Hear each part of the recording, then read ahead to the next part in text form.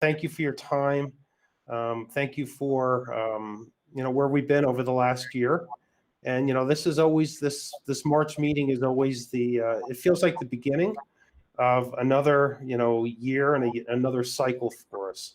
And Ben will talk us through the STIP cycle, the State Transportation Improvement Program cycle that we're there's never an ending point, never really a beginning point. But this is really, in my mind, if there is a beginning point, this is the launching for it. And so we're here for our March workshop. We're going to have another workshop in April, and really we've set aside 4 hours. If we need 4 hours, great. We're here all the time that is needed. If it's shorter, it's shorter. But really, the idea is here that this is a conversation. It's meant to ask questions. It's really through the process of asking questions and learning, through those responses, and all of us learning from each other, that we're going to get to the point at which we're trying to create that foundation for you commission members to be able to make the best decisions possible. And so please push, prod, poke, and question anything, and we will do our best to provide logical responses. And if they don't appear or sound logical, then push on us, and where you feel that we're not doing that. I am excited about where we are as a state. It's really remarkable after what we've been through last year, and we in May, June of last year, the legislature was rightfully being conservative, not understanding how things were going to go. And you look at the economic situation we had, and to go through a legislative session now where the legislature was dealing with surpluses.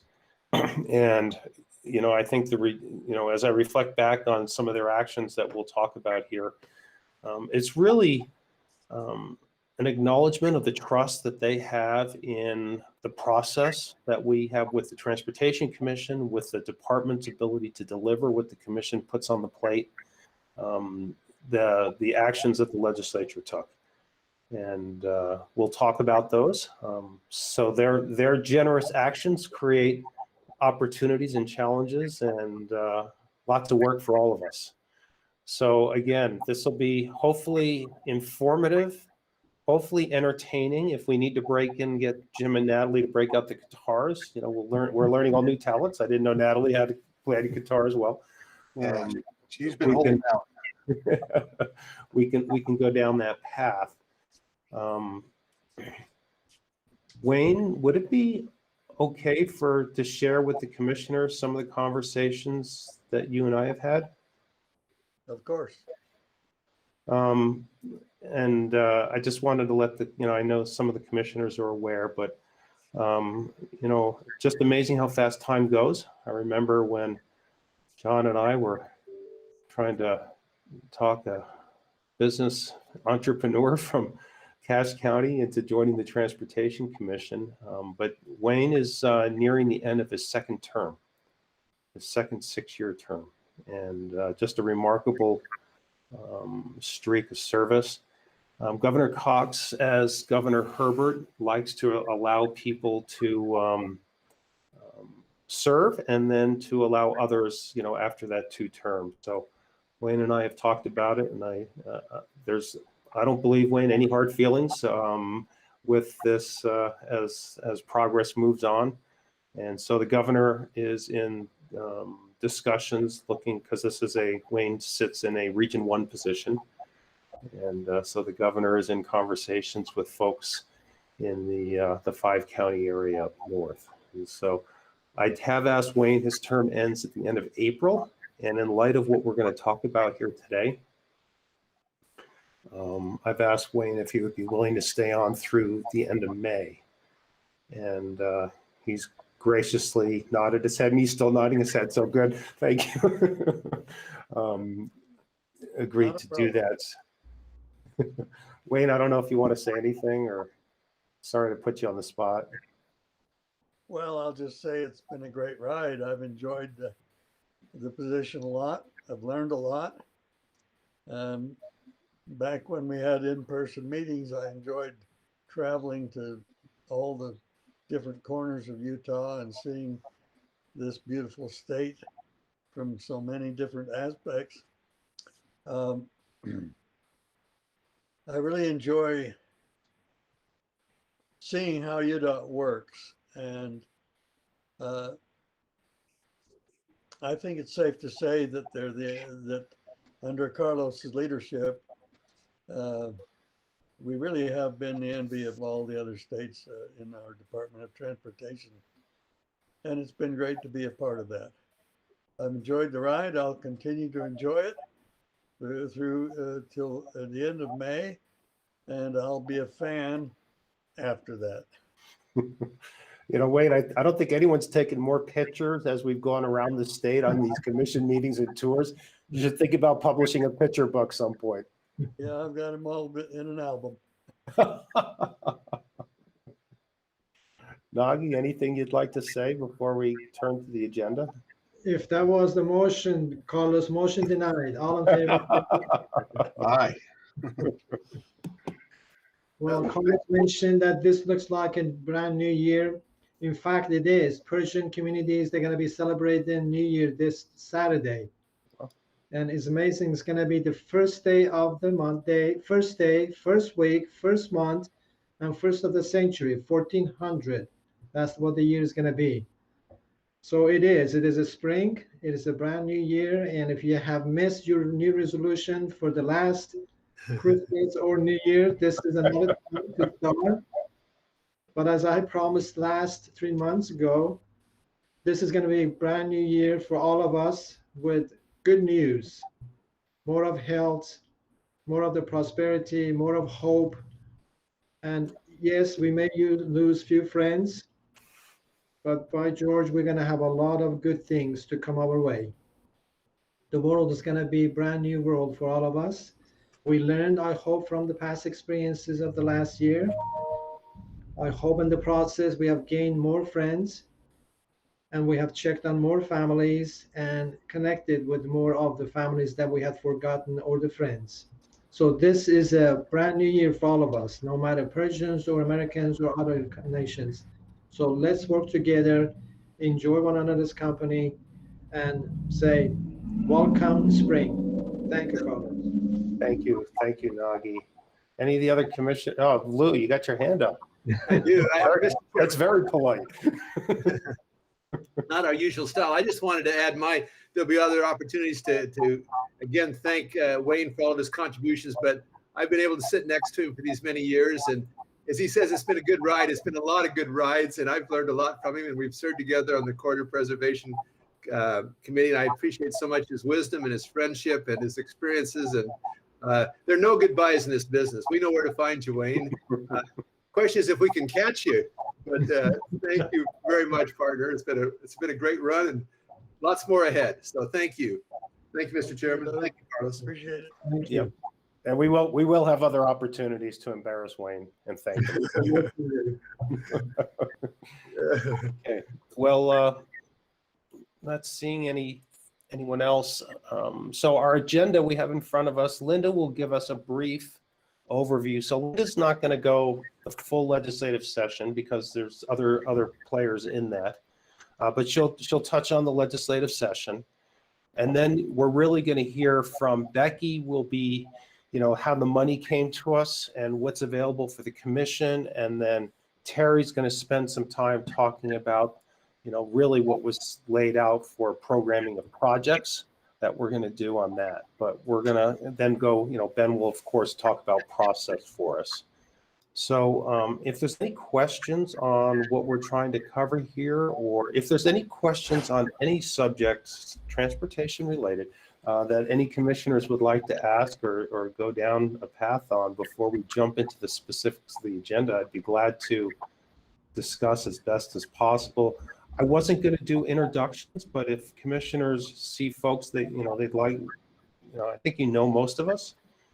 But as usual, we're joined by our friend Ivan Marrero at Federal Highway Administration.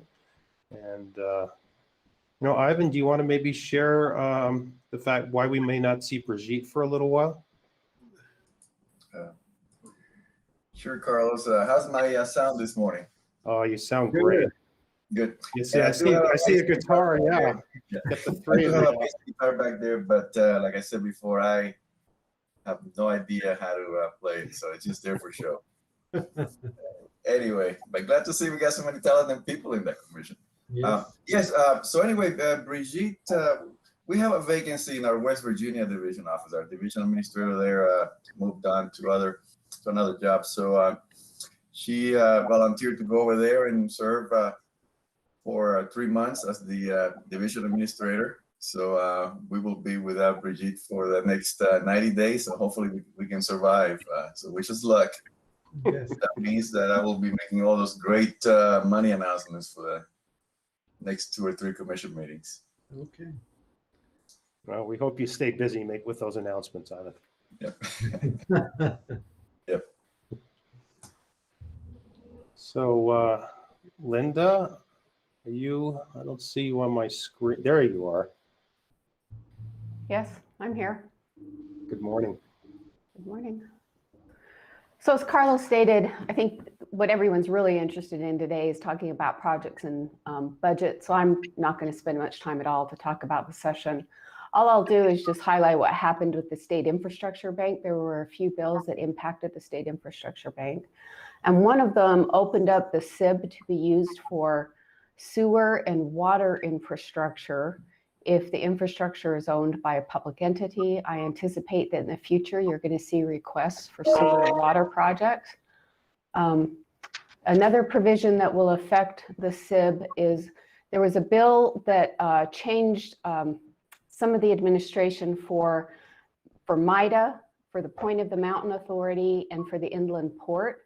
And most of the details aren't of interest to the commission, but the one thing of interest to the commission is it created a revolving loan fund for those entities, its own revolving loan fund.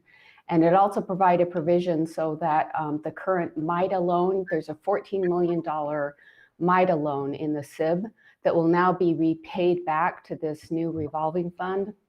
The reason that's of interest to the commission is that would reduce the amount of money coming back into the SIB from loans, reduce it by about $1 million a year.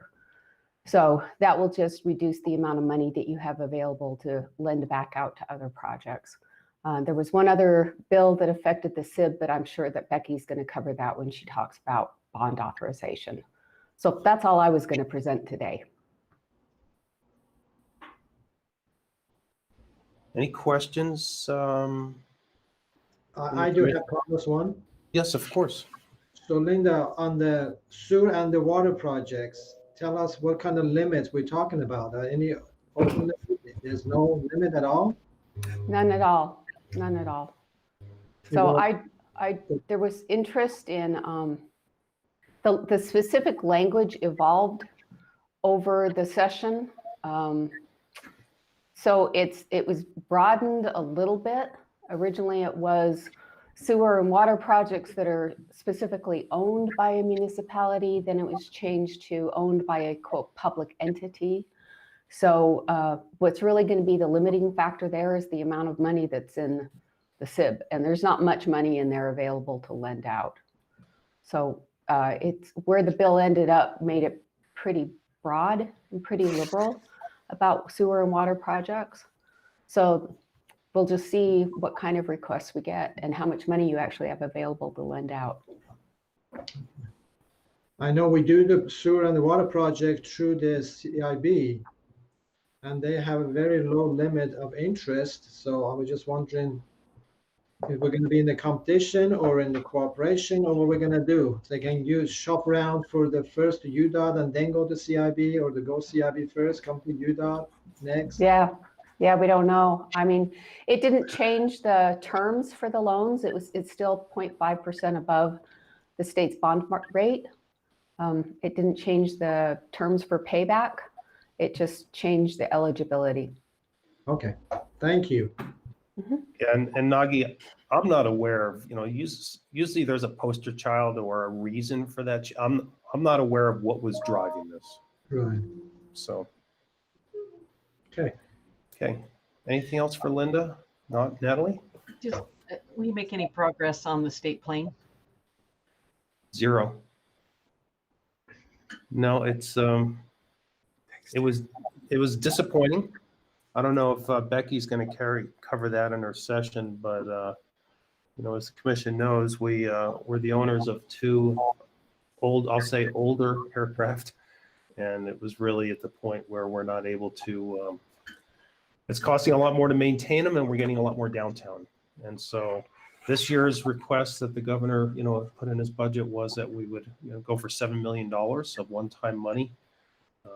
Seemed like an opportune year with the surplus. We would have replaced one plane and, probably kept one of the older ones, probably the newer one, the 8-passenger one. But that did not happen. There continues to be conversation that the users of the plane should pay the full cost of the aircraft, even the replacement costs. And there was some intent language, so we'll be doing some additional studies. We've had 2 separate independent audits, performance audits of that program. We're probably going to go and do another one and provide more information. But with the announcement of Secretary of Interior visiting the state of Utah, first thing that came to mind is, there's going to be probably a lot of requests to use the state aircraft during that visit.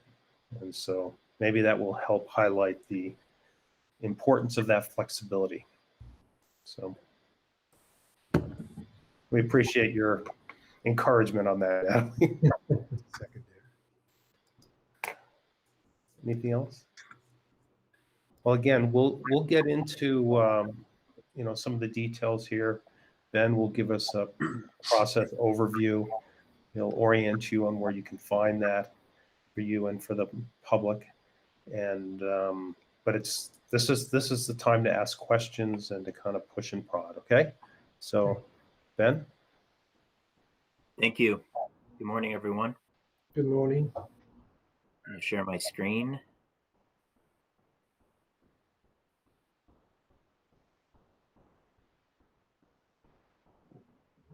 Do a quick check. Make sure it's showing the right thing. All right. So this is the UDOT website, and I'm going to now navigate down to the Transportation Commission link.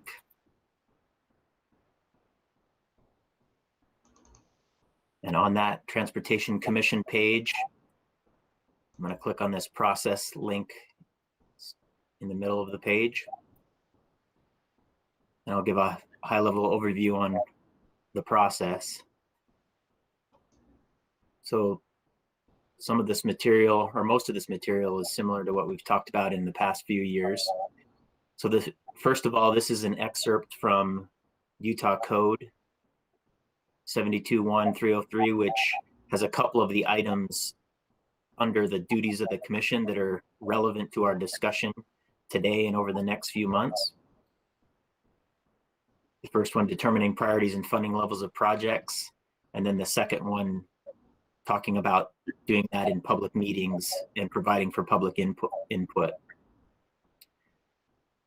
We also, in that same section, have a few excerpts from the Commission Programming Policy 0101 that are relevant to some of the things that we're going to be talking about over the next few months, related to the different fund types and types of projects, and what the governing rules are and the processes related to each one of those. So we've got the Transportation Fund and the federal funds, the Transportation Investment Fund, or TIF, and then it also talks about the process as we move forward a little bit.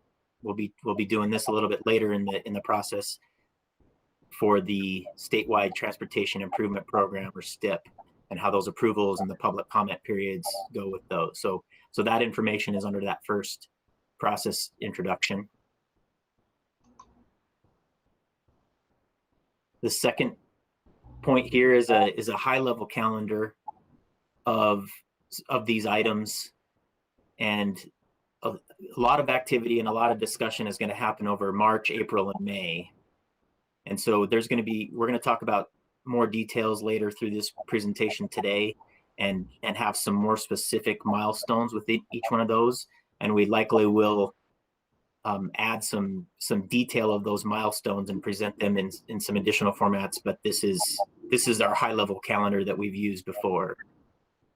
So this just walks through some of the things that we've been doing in the last few months, February and March with the region reports, or February with the region reports, and what we'll be going through today with some of the program summaries, and then the approvals as we move forward, and then working through the STIP approval towards the end, with the culmination of that STIP approval being in October.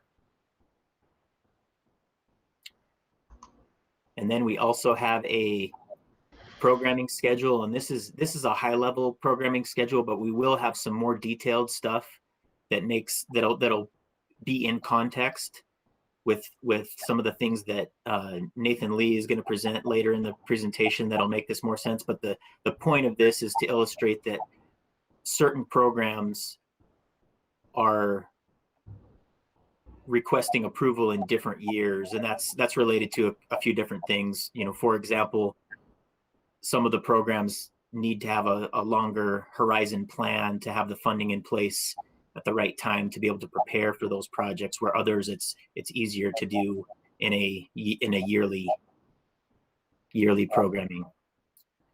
So that's the high level view on process. Like Carlos mentioned, Becky Bradshaw is going to go over the funding side, and then that's going to transition into how that funding works with some of the projects. There's some new additional stuff this year because of the legislation, and that we're going to be talking more about TIF program than we have in past years based on that. And Terry's going to go through that in the item after Becky Bradshaw.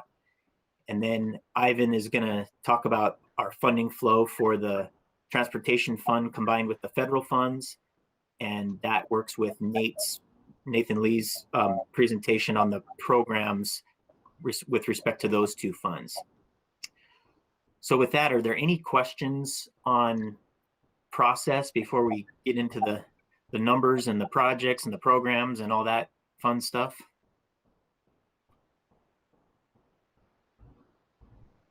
Guess not. If not, I will turn the time over to Becky Bradshaw. Good morning. I'm going to share my presentation with you.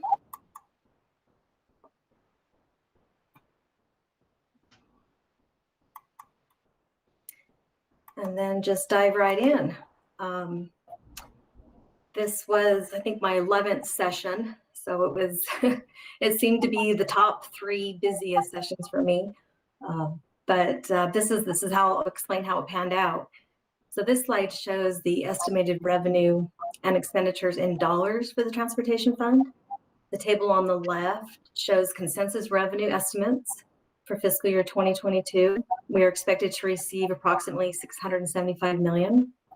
We're a balanced budget state, which means we cannot spend more than what we expect to receive. So the right side, titled Appropriated Budget, shows how the $675 million was appropriated to us.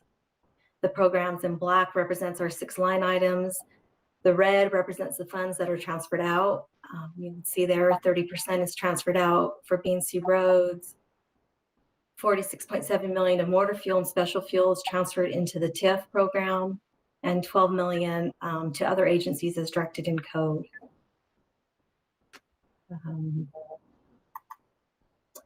This next slide shows those estimated revenues and expenditures as a percentage, with 81% of our revenue is coming from motor fuel and special fuel. The graph on the right again shows that 30% going to B&C roads, 26% of our revenue spent in operations and maintenance, and then 20% in highway systems construction. The construction line item is unique because it's the only line item that is programmed by this body, the Transportation Commission. Becky, good morning. Would you please mention the other agencies, kind of sample of the other agencies receiving the money from us, from the U.S.? Yes, yeah, absolutely. So we have, we have public safety that receives about $5.4 million. Division Finance, 450,000. Tax Commission, you know, they're collecting all of our sales tax, all of our motor fuel, and we pay them 5.8 million each year. And the Department of Community and Economic Development receives 118,000. So the reason I asked that, most of the time people say, "Oh, you guys getting this kind of money, and you know, it's, where are you spending it?" So they should know there's other agencies also benefiting from that money. Thank you. Yes, absolutely.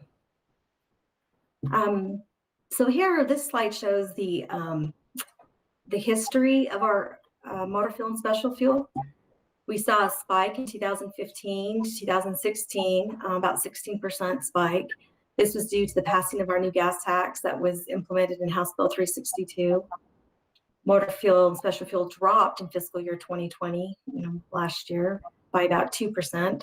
But the new consensus is saying that it's expected to come back up this current year by about 5.2%.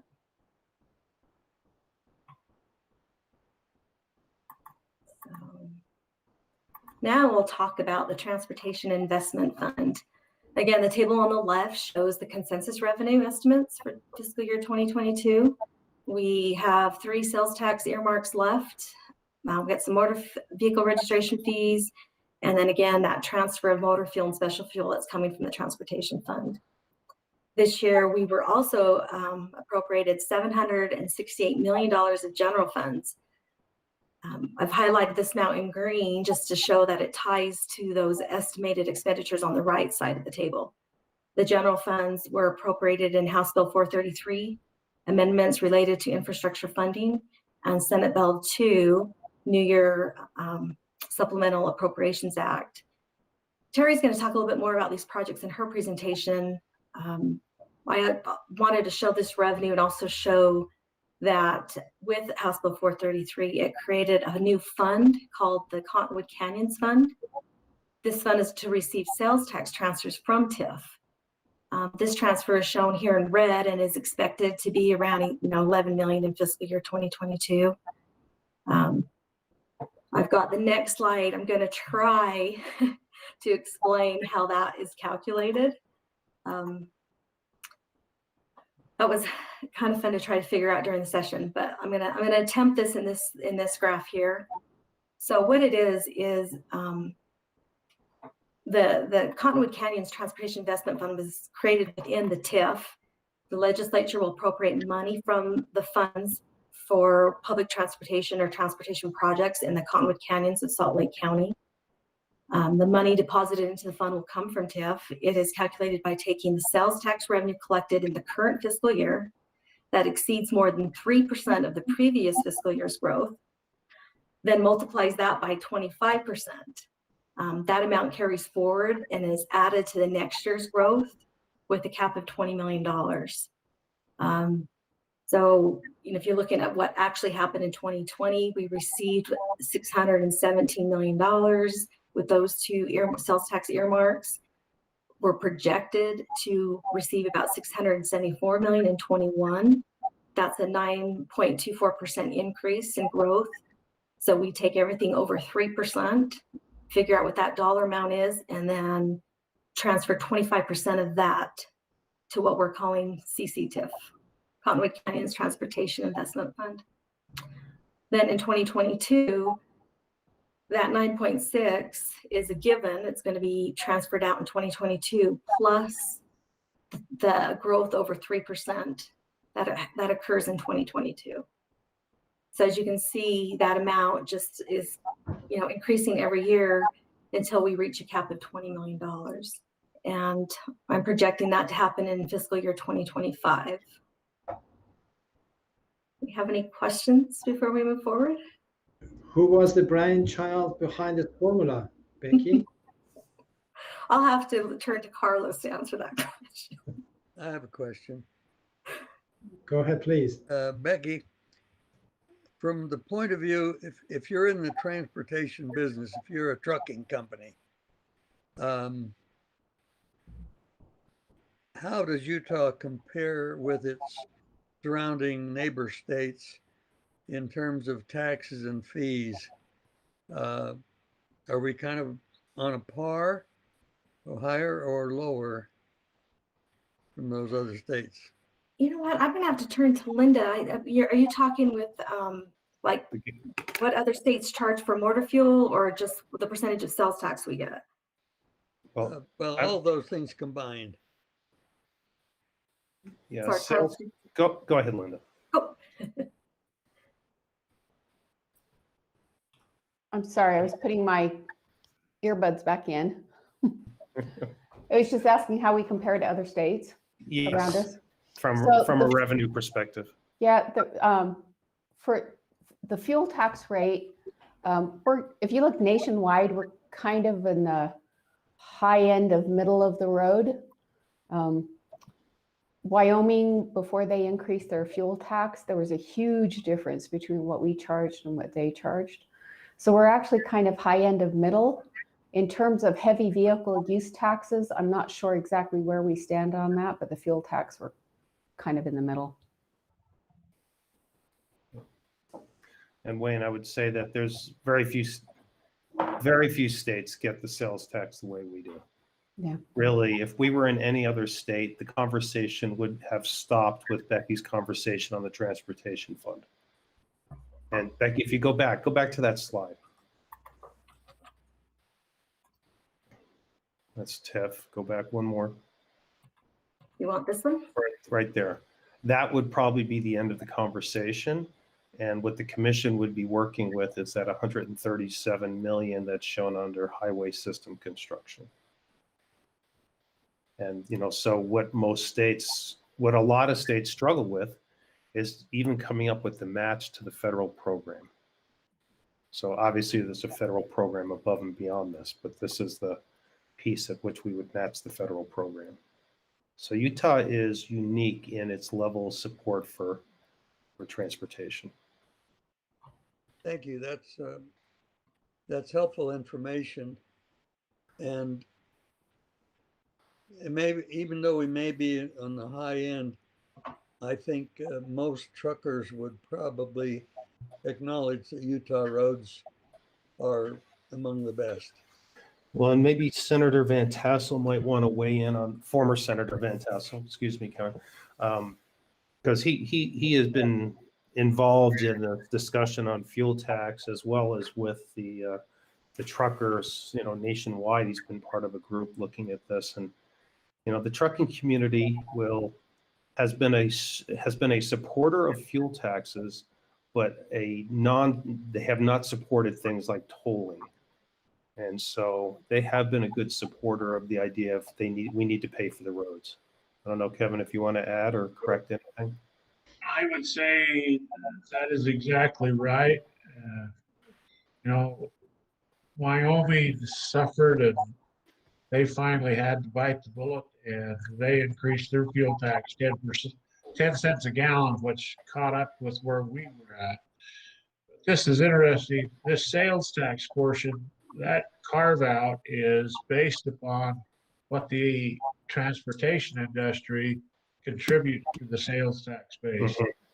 That is unique to Utah, to my knowledge. I don't know of any others, but I think that anyway, what I'm seeing locally here in the rural area, as well as others, the car dealers are struggling right now because they have no inventory and people are still wanting to buy cars. And so I anticipate that once they get filling those lots again, that we'll probably see a better increase than what we've estimated here.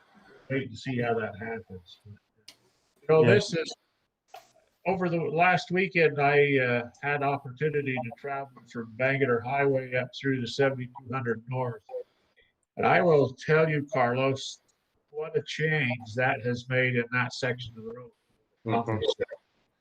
The trucks that were going north to south stayed in the main section and went through without any bottlenecks. Getting on the 7200 south and those streets in that area, great engineering. That's going to benefit us for years. Thank you for that. Thank you. Well, thank you for the support for that. And, you mentioned something about the supply for vehicles. You know, yesterday Honda America announced that they were shutting down their assembly plants. There's supply chain problems. They can't get the parts, and the other parts that all the automobile companies are really struggling with is the integrated chips, the circuit boards, basically the computer chips that all cars rely on, and that is slowing down production nationwide of automobiles right now. And so, as a country, we have supply chain challenges that you know, we're going to have to address to be able to, you know, meet the market demands. And I think the other thing that I would say to that is it's not only just transportation supply chain. I've talked, a friend of mine is in the process of trying to find, he's been told it'll be 6 months before we get that. So this pandemic, we're going to continue to see additional areas that it'll impact us, but we don't know what they are yet. So I know at the business I'm working with my daughter right now, there are several projects that you just can't find. And, you know, so I don't know. It'll be interesting as we work through that. Yeah, it will be. So, Mr. Chairman, Go ahead, please. if I might, I always appreciate Becky's very clear way of presenting this, and the charts are excellent, Becky. A couple questions.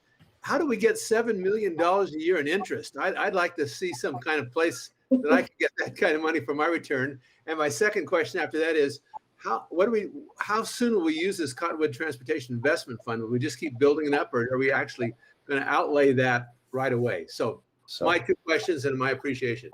Becky, you can take the first. I'll take the second. Yeah, so our balances in the Transportation Investment Fund are, you know, pretty large. We've been issuing bonds and we've been spending those, you know, first on projects, which allows us to accrue some of that interest on our balances that are in the Transportation Fund and the Transportation Investment Fund. Okay, thank you. Yeah, so if you remember, we talked about this, I think, Lou, last May. We had a last issuance against that $1 billion authorization, that bonding authorization that was done in 17 or 16, Becky, I can't remember the session. And it was about $177 million, but that we didn't need it until this calendar year, and we were going to go to market probably in January of 2001. The legislature decided to issue those bonds in May of last year to have, again, to try to have a contingency to be able to cover any unknowns in terms of the, you know, the risk. And so that money is, you know, money that we're going to expend this year. And so Becky's had to actually spend those proceeds. We've sat on the cash we've accrued because we're required to expend the proceeds of the bonds within 9 months of issuance. So Becky manages a fairly large portfolio in coordination with the state treasurer's office because they're doing the investments. In terms of the, you know, so this is money that has been set into a fund. It was not appropriated for use. And that is because we are not ready. As you know, we're in the middle of an environmental impact statement looking at Little Cottonwood Canyon right now, as well as all of the alternatives have pieces that will affect both canyons. And we've talked to the commission several times about this. We're moving towards issuing a draft environmental impact statement in this summer. And we are, you know, again, you can't schedule it down to the day on an environmental document because the process really runs a schedule.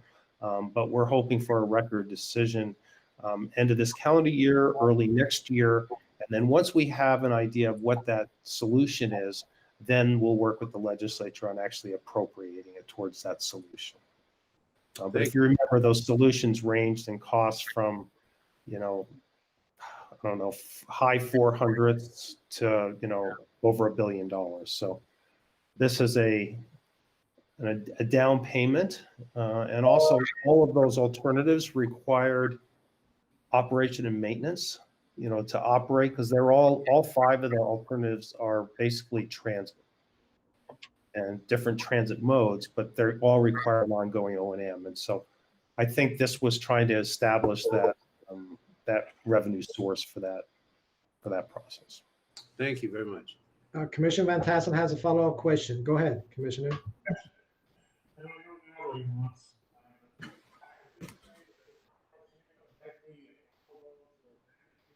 Speak to the mic. We cannot hear you. Yeah, we can, if you could lean into the mic, How's that? Is that better? that's Beautiful. better. Yes. Carlos, you and Becky and all your staff that's managing these funds, what a great system you have created. And, you know, we pay our bills on time. We keep our money working for us on time. We get some great benefits. And thank you for all that work that you do. Thank you. I'll tell you, Becky's team is it's just amazing what they do, and most people don't appreciate the volume that works through her shop. You know, she's not only are they, you know, they're paying the bills, but then on the federal projects, they turn around and they work with Ivan's team, and you know, the federal program's a reimbursement program, so we have to certify that the money was spent in the right way. We pay the bills, and then Becky's team is working on getting those reimbursements. So they are constantly watching that balance sheet and managing a very large program. So thank you for recognizing her, Kevin. Commissioner Yeah. Cochran. Thanks, Nagi. Carlos, I would love to just hear you describe what the commission's role is in the CCTIF vis-a-vis the environmental impact statement. It's not clear to me whether we're sort of just a passive audience to all of this or whether we have a chance to be more of an active player. Yeah, the commission is not the decision-making body for the environmental documents. So we process, you know, just under 200 environmental documents a year. So the department has assumed NEPA. So we're working under the Federal Highways Administration, National Policy Act requirements. We assumed NEPA assignment from Federal Highways for CADXs probably 12 plus years ago, and we took on environmental impact statements and environmental assessments probably seven or 8 years ago. And so that decision of which alternative will be made by the department. The administration of these funds still, to me, Natalie, is unclear. Will this be a decision that the legislature makes, or will they allow, because there's clearly not enough money to fund any of the alternatives right now. And so will the legislature, you know, have the commission prioritize elements and phase in any of the alternatives selected? Or will they use this as a revenue for a bonding against an alternative? That's still unclear. I think they just wanted to set money aside. And obviously this is a strong signal how important this project is to the members. Okay. Okay. Becky, do you still have more to go? Yeah, I just wanted to say again, thank you for the kind words. And, you know, I will definitely pass that on to my folks that, you know, they are appreciated and there's a lot of work behind this, and we have a huge program. And so I really appreciate the recognition. So I'll go on to this slide. House Bill 433 also gave us an authorization for to issue $264 million in bonds.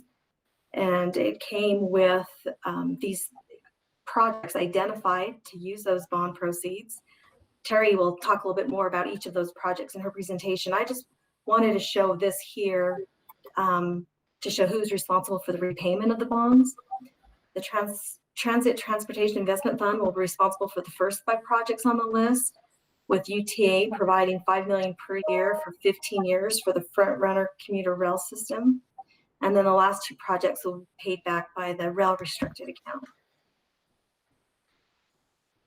So this is the total bonding that was authorized by the legislature. And you can see it's not for any department projects.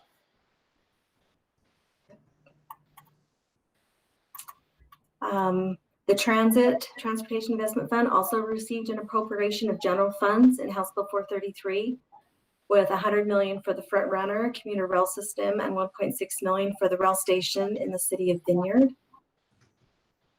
Again, these were general funds. Well, And then Becky, go back just for a second. Okay. So were you going to talk about the appropriate budget? Because the current projects, those are ones already appropriated, selected by the commission, right? Right. And Yeah, and the sales tax of 13 million is just, remember that takedown from TIF. Right. That's transferred over into this fund. And so that was appropriated based on current revenue projections. So can I ask a question, Becky? It's Donna. These would be projects that we have programs but not yet funded. So this legislation gives us the funding to make those happen?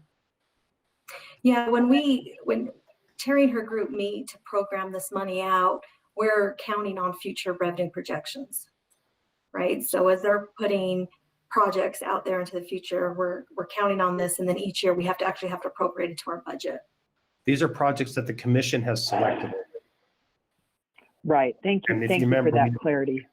The commission selected projects going out. Terry, do you remember how many years they went out on the TTIF?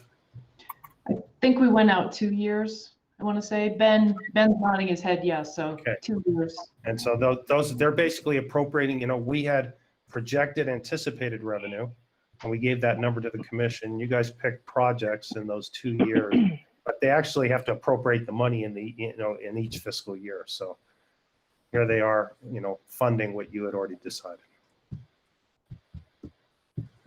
And then there's 2 other projects there you can see.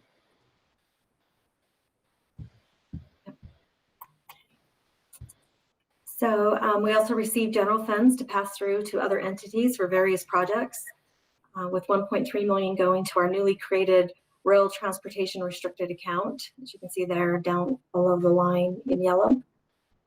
I don't know if you have any questions on any of these projects. The top 3 have been ongoing appropriations since about 2017. And then the last 3 were new this fiscal year.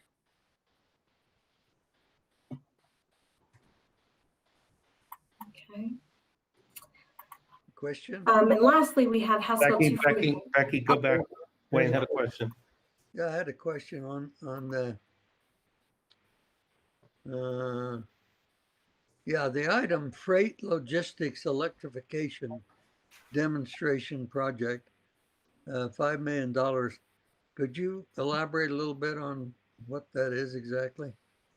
I'll try to elaborate a little bit with that, Wayne. Okay. So that is a startup with a professor from Utah State University, and they're looking to work with the inland port to develop a demonstration project to electrify different elements within the inland port.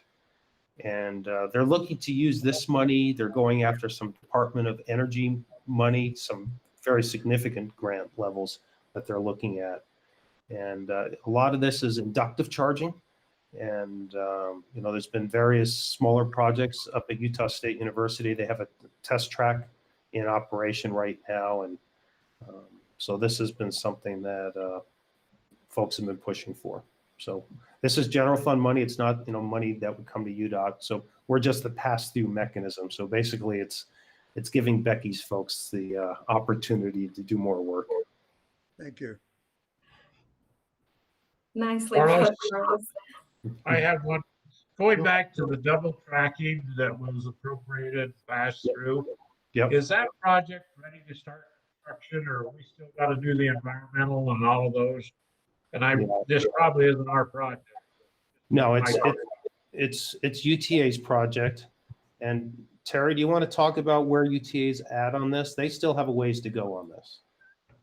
They're currently working on their strategic business plan. They've got a concept of running express trains, and they need to do, as in the name of it, they say strategic double tracking. They aren't necessarily trying to double track all of Front Runner. They're trying to do it just where needed to spend the money in the best way possible. So they have hired a consultant, and they're working on a plan right now. So they're also trying to pursue some federal funds to go along with it and help them make the money go further. So they're still working on their plan. So I expect it would be probably at least a year or 2 before they go to construction on it. Terry, you want to mention the nexus with an action item tomorrow's commission meeting? Yes, there is a discussion of earmarks, federal earmarks, and in order to qualify for the federal earmarks, you have to be part of an approved STIP. So they are asking for an amendment tomorrow to bring the front runner funding into the STIP officially. Until it goes into the STIP, that won't be recognized federally. So they will be asking tomorrow. You have an item on the agenda to bring the money that was from this session. They're trying to bring that into the STIP. So it will be modified into the current STIP.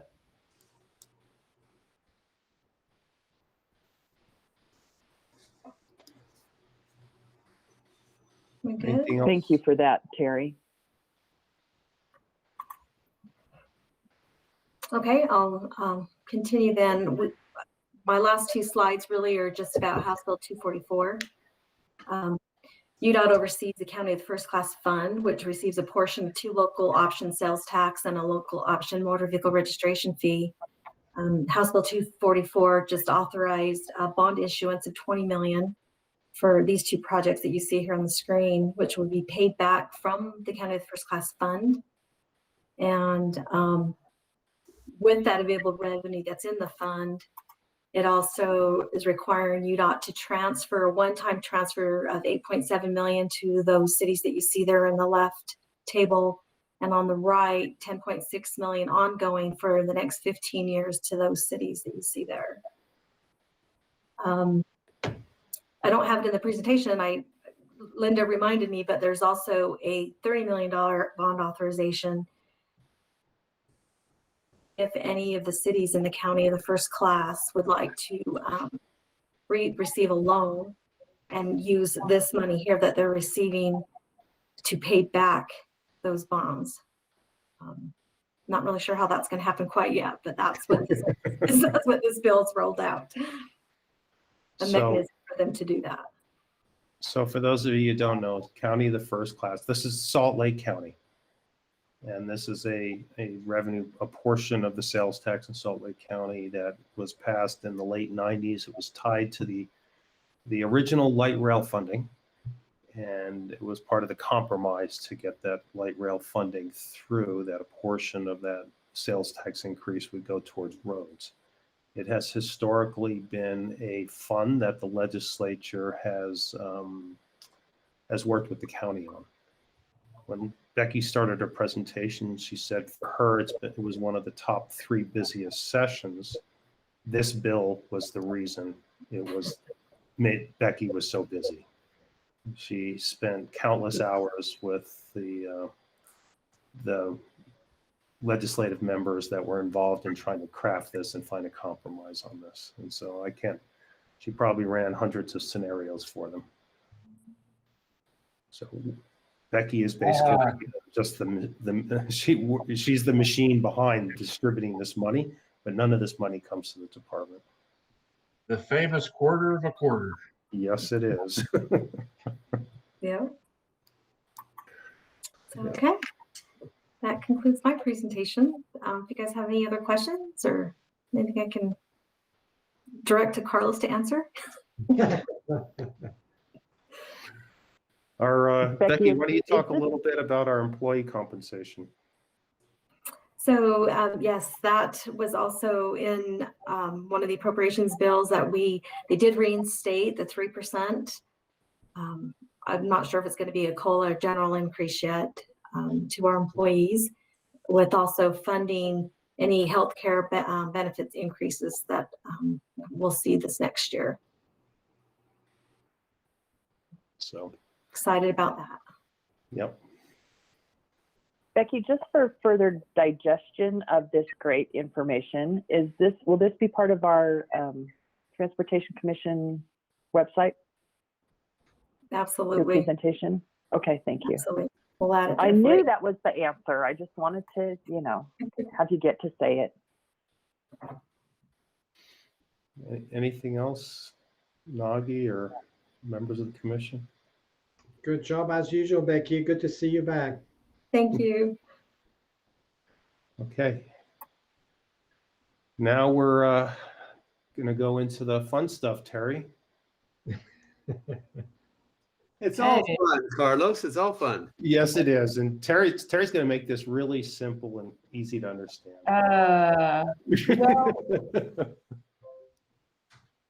Let's just say that Becky and I have had a couple conversations this week, and so we're going to have some repeat of information, and Becky looks at it from how she's going to manage all the money, and I'm looking at it from how we manage all the programs.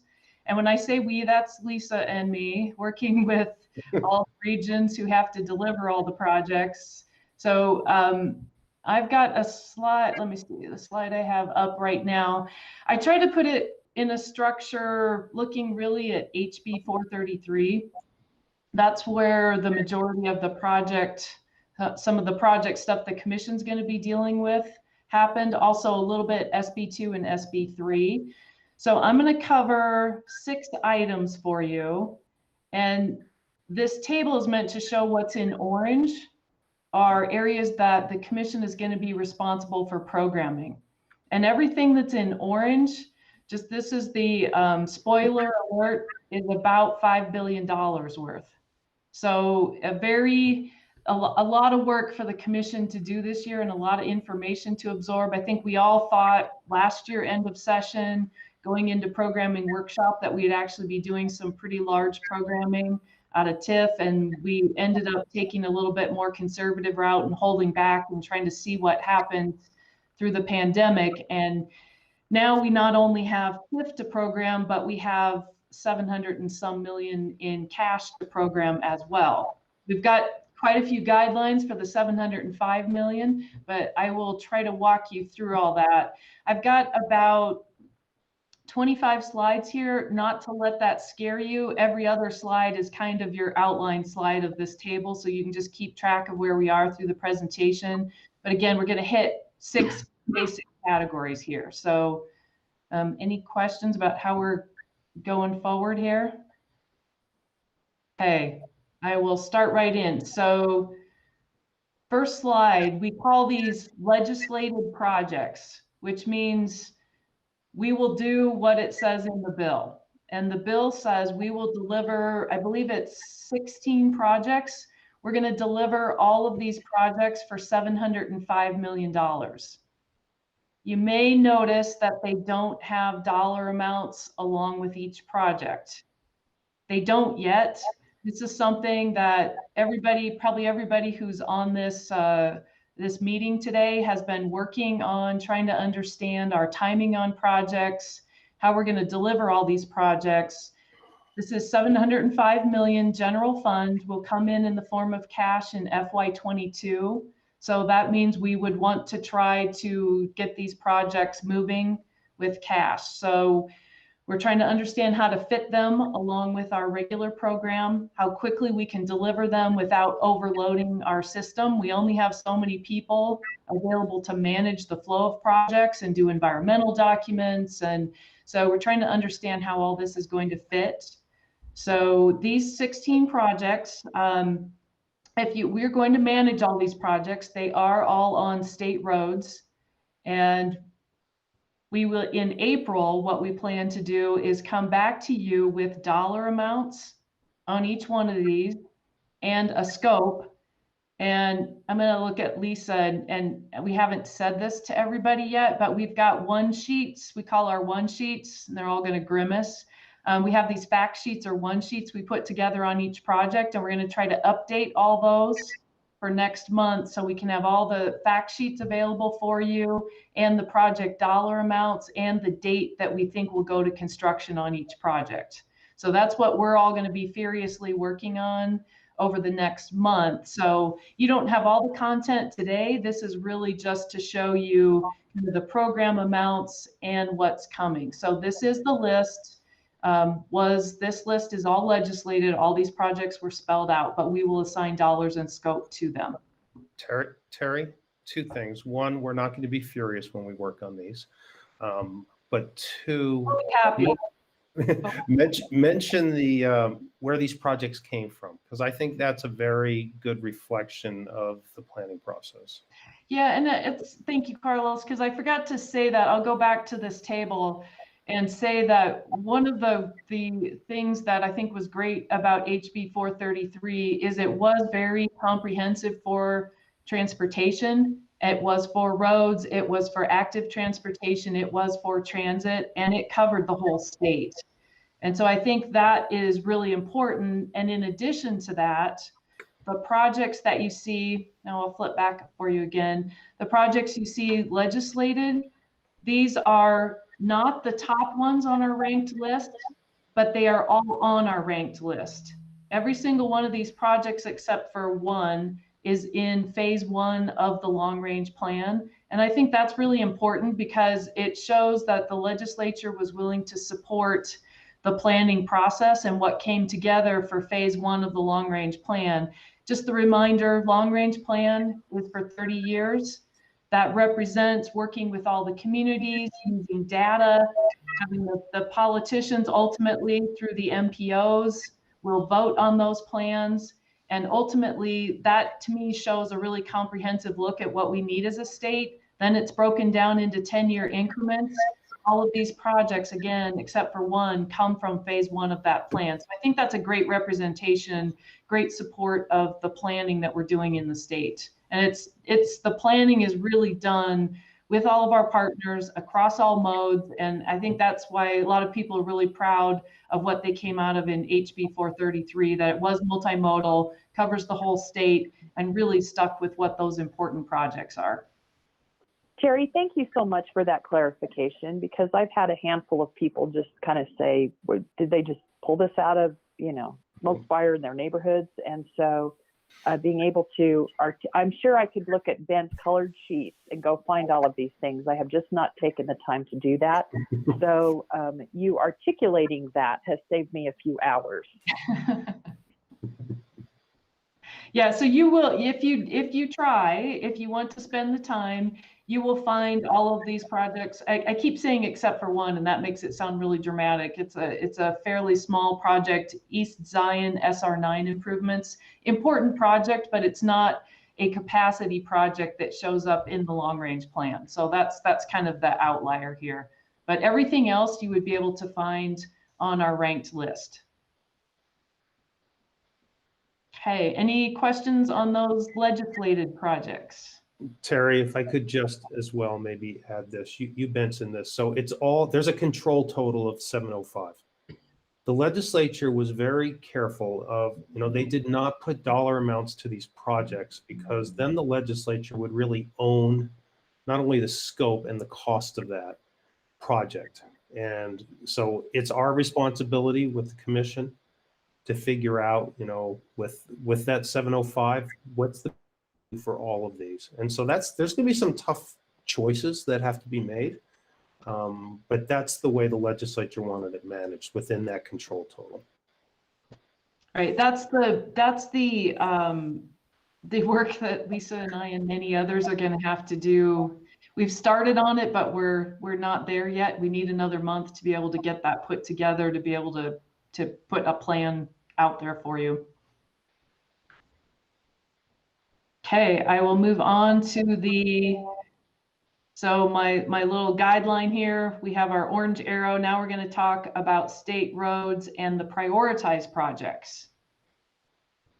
So in HB 433, the only thing that really addressed the bulk of what we're going to do, the bulk of the money with the commission, says it is the intent of the legislature that as transportation projects are prioritized, the Transportation Commission give consideration to projects beyond the normal programming horizon. So I would say normal is hard to define, because with TIF, back in 2017, we programmed it out for 7 years. We programmed fiscal year 18 through fiscal 24. So we haven't actually programmed anything. We haven't done a full program in TIF. Now you guys make adjustments to projects as we request each month. There will be small adjustments to TIF, but we haven't done a large programming year by year of TIF since 2017. So now here we are, 2021, and we are proposing programming 22 through 29, and then we've got potentially a project on the bubble that if we go partway into 2030, we'll be able to get that project. So if we go slightly into 2030, that gives us $4 billion to program. And those are not immediate projects. Those are projects, we have a little bit of money in 24 still to program, more money in 25. The bulk of that money is 26 through 29. So that's the $4 billion. And it may have sounded like I've rounded the number incredibly when I round to 4 billion, and I have for right now, because until we assign, this is again a process of us assigning dollar amounts to projects. And once we assign dollar amounts, and then we'll have a back and forth, and it will be iterative with Becky, and we'll be moving projects around and delivery dates and adjusting and see how much money we have left at the end of each year. We really manage this whole thing as a cash flow, and now we're going to have to manage it along with the 705 million of legislative projects. So we've got quite a few projects that we would be working on. So so again, here's the $4 billion roughly. UDOT will manage all these projects. In April workshop, we will propose a scope for each project and a budget for each project. And those would be for approval by the commission in May. So you guys approve the scope and the budget, and then we will give you a construction year, but that won't be something the commission approves. That will be something we'll provide for you. So that there's a kind of awareness of the time frame delivery. And that's really important because people tend to feel like once we program it, we're going to start working on it and get it done. We will have a lot of projects to be working on, and when we program out through 2030, we could cram a bunch of stuff up front, but we won't actually have some of the construction funds until those out years. So we want to make sure we lay out this program in a responsible way. And again, try not to overload any one part of our system. We've got environmental documents to do. Chris's group has got to deliver all these advertised for construction, and it's really trying to moderate the flow of them, make sure we've got a really good plan in place. So just a reminder, you guys have heard about the capacity prioritization process for the last couple of years. This is your 2-minute summary. So we start with the long range plan. We divide it to our phases in 10 years. We take that first 10 years of the long range plan, and that becomes our input list. And then we put the input list through the model that we've talked about, the model that takes into life our quality of life framework. And under those 4 categories, the model takes the information and we end up with a ranked list. We've had that ranked list for, has it been 2 years now, Ben, or 1? About 3 years. Seems like a long time, right? We certainly had it ready to go last year. So yeah, it's been a little over a year that we've had that, I believe. So I feel like we need drum roll or something, because now we're going to go from ranked list to the stage of draft funding scenario. So we're finally making it past that hurdle to the next step. So here again, reminder of the list. This is as Donna said, the color-coded list we have, color-coded by regions. So this list, I'm going to remind you also that we had a list for the MPO areas, the Metropolitan Planning Organization area, or the urbanized areas. We have a list for those projects, and we have a list for the non-MPO. And non-MPO kind of relates to rural for us. So we have generally an urban list and a rural list. We've talked about this before, that it was really tough to try to have the model say, you've got a rural project and how do you rate it in relation to an urban project? So we have 2 separate lists, and we think it's appropriate to pull projects from each one of those lists when we put the program together. But that's ultimately, when we say we, that's the department, but ultimately that's a commission choice. Yeah, so we put the recommendation out there for you. And then that's where I think Carlos was encouraging, prodding questions. And the whole point of this is to be able to have us answer questions and then make sure that the public is also aware of what we're doing. We make sure that all of our information is publicly available and they can look at the lists, look at the projects, and comment on them. Okay, I guess this is this is also a reminder of, I think it was in January that Ben talked about the prioritization process and other considerations. And those other considerations, we have some projects on the ranked list that need additional study. We have some projects, one in particular, Mountain View Corridor, that has environmental commitments that would have us deliver projects in a certain order. And then we have the operational analysis.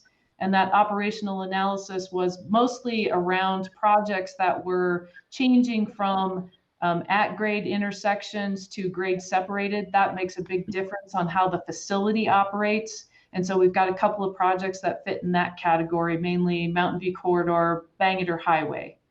There was nothing else in the corridor category, was there, Ben? Okay, so those two projects. So that's just a reminder of what we talked about in January. And then ultimately, this is the ending slide Ben had for the process in January. And I'm going to show you the simplified version of this. I'm just like reframing the background of where we've been and how we got there. Glad to answer any questions on this. But ultimately, if you clean that up and sorry, Don, I'm going to get rid of the colors.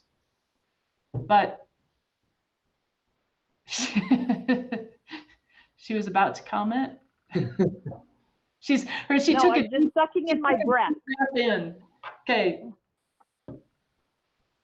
So this is the list that we propose programming the projects that then Lisa and I would take this list. We get into much more detail with everyone on how much we think the scope of each one of these projects costs and when we think it's reasonable to deliver it. So that gives us, this ends up covering about 1 through 12 in the MPO area and 1 through 4 in the non-MPO area. And I will note that we do have a project here, the third one on the non-MPO area, this SR201 extension to SR36. We have done a big modification assumption in here. Instead of actually building the new alignment of 201, we're suggesting there might be a better interim project, which would be to do some auxiliary lanes on I-80. That makes a better early project than trying to build 201 right now. So that is a kind of a, it's in the same area, fills some of that same need, but is a different way to solve the problem than exactly the way it was described in the long range plan. So with that, I'll kind of maybe give you a moment to look at that and formulate questions.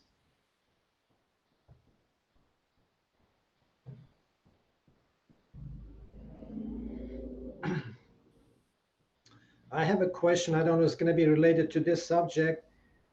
Maybe Carlos or maybe even Natalie can answer this question. There's some confusion information on right now in the newspaper up north, and here down south we had about the Census Bureau now calculating they're not going to be counting numbers, the residents. They're going to count in the rooftops. If that is the case, are they going to be affecting the MPOs for their funding? Urbanized areas and communities? Natalie, you want me to take a shot at this, because this is a conversation that's causing a lot of questions nationwide. So there's a proposal out there to really change the definition of a small urban area from 50,000 to 100,000, Okay. which would basically change that Cache Valley area as well as down in the St. George area. What I'm being told is that this is a name change and a name change only, not a change in the funding and the source of fundings. There's a lot more that has to go on to try to really understand why this is, what's driving this conversation. But I'm being told it's not a financial change, but a name change. I don't know if Natalie's heard anything else about this. And there's still ways to go before any decisions are made. Yeah, Carlos, I would agree on the not a financial change. Nagi, it could have a big impact on what type of data is collected, or at least reported. And this is one of those things that will be talked about for many, many months before a decision's made. And I'd be happy down the road. The Gardner Institute serves as the lead entity for the Census Bureau in Utah. And I would be happy to give an update at a future commission meeting. We're involved in the conversation and working to make sure we defend our state's interests. That would be wonderful if you can, Natalie, in the future time when you have more information, more detailed information, so you can share with us, because I'm sure that the MPO is going to be interested to know how they're going to be affected. Thank you.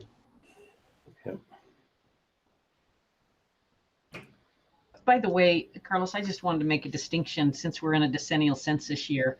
What we talked about has to do with definitions and all these things. We will still be getting a very complete and accurate census, but it's delayed. But by April 30th, we will have apportionment counts. And by September 30th, we'll have redistricting counts. Okay. Those are both roughly about 3 to 6 months delayed, but some big numbers coming soon.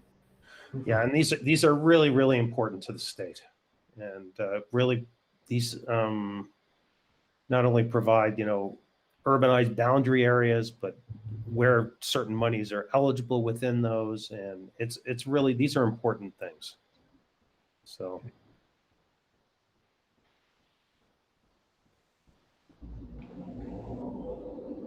Any questions on any of these projects? There's really, none of them should be a surprise, I'm hoping, at this point. And again, we will have updated sheets for all of these so that you can pull up the one sheet, you can see the scope, get a sense of where it's at. And then what we hope to do is update those with proposed delivery dates.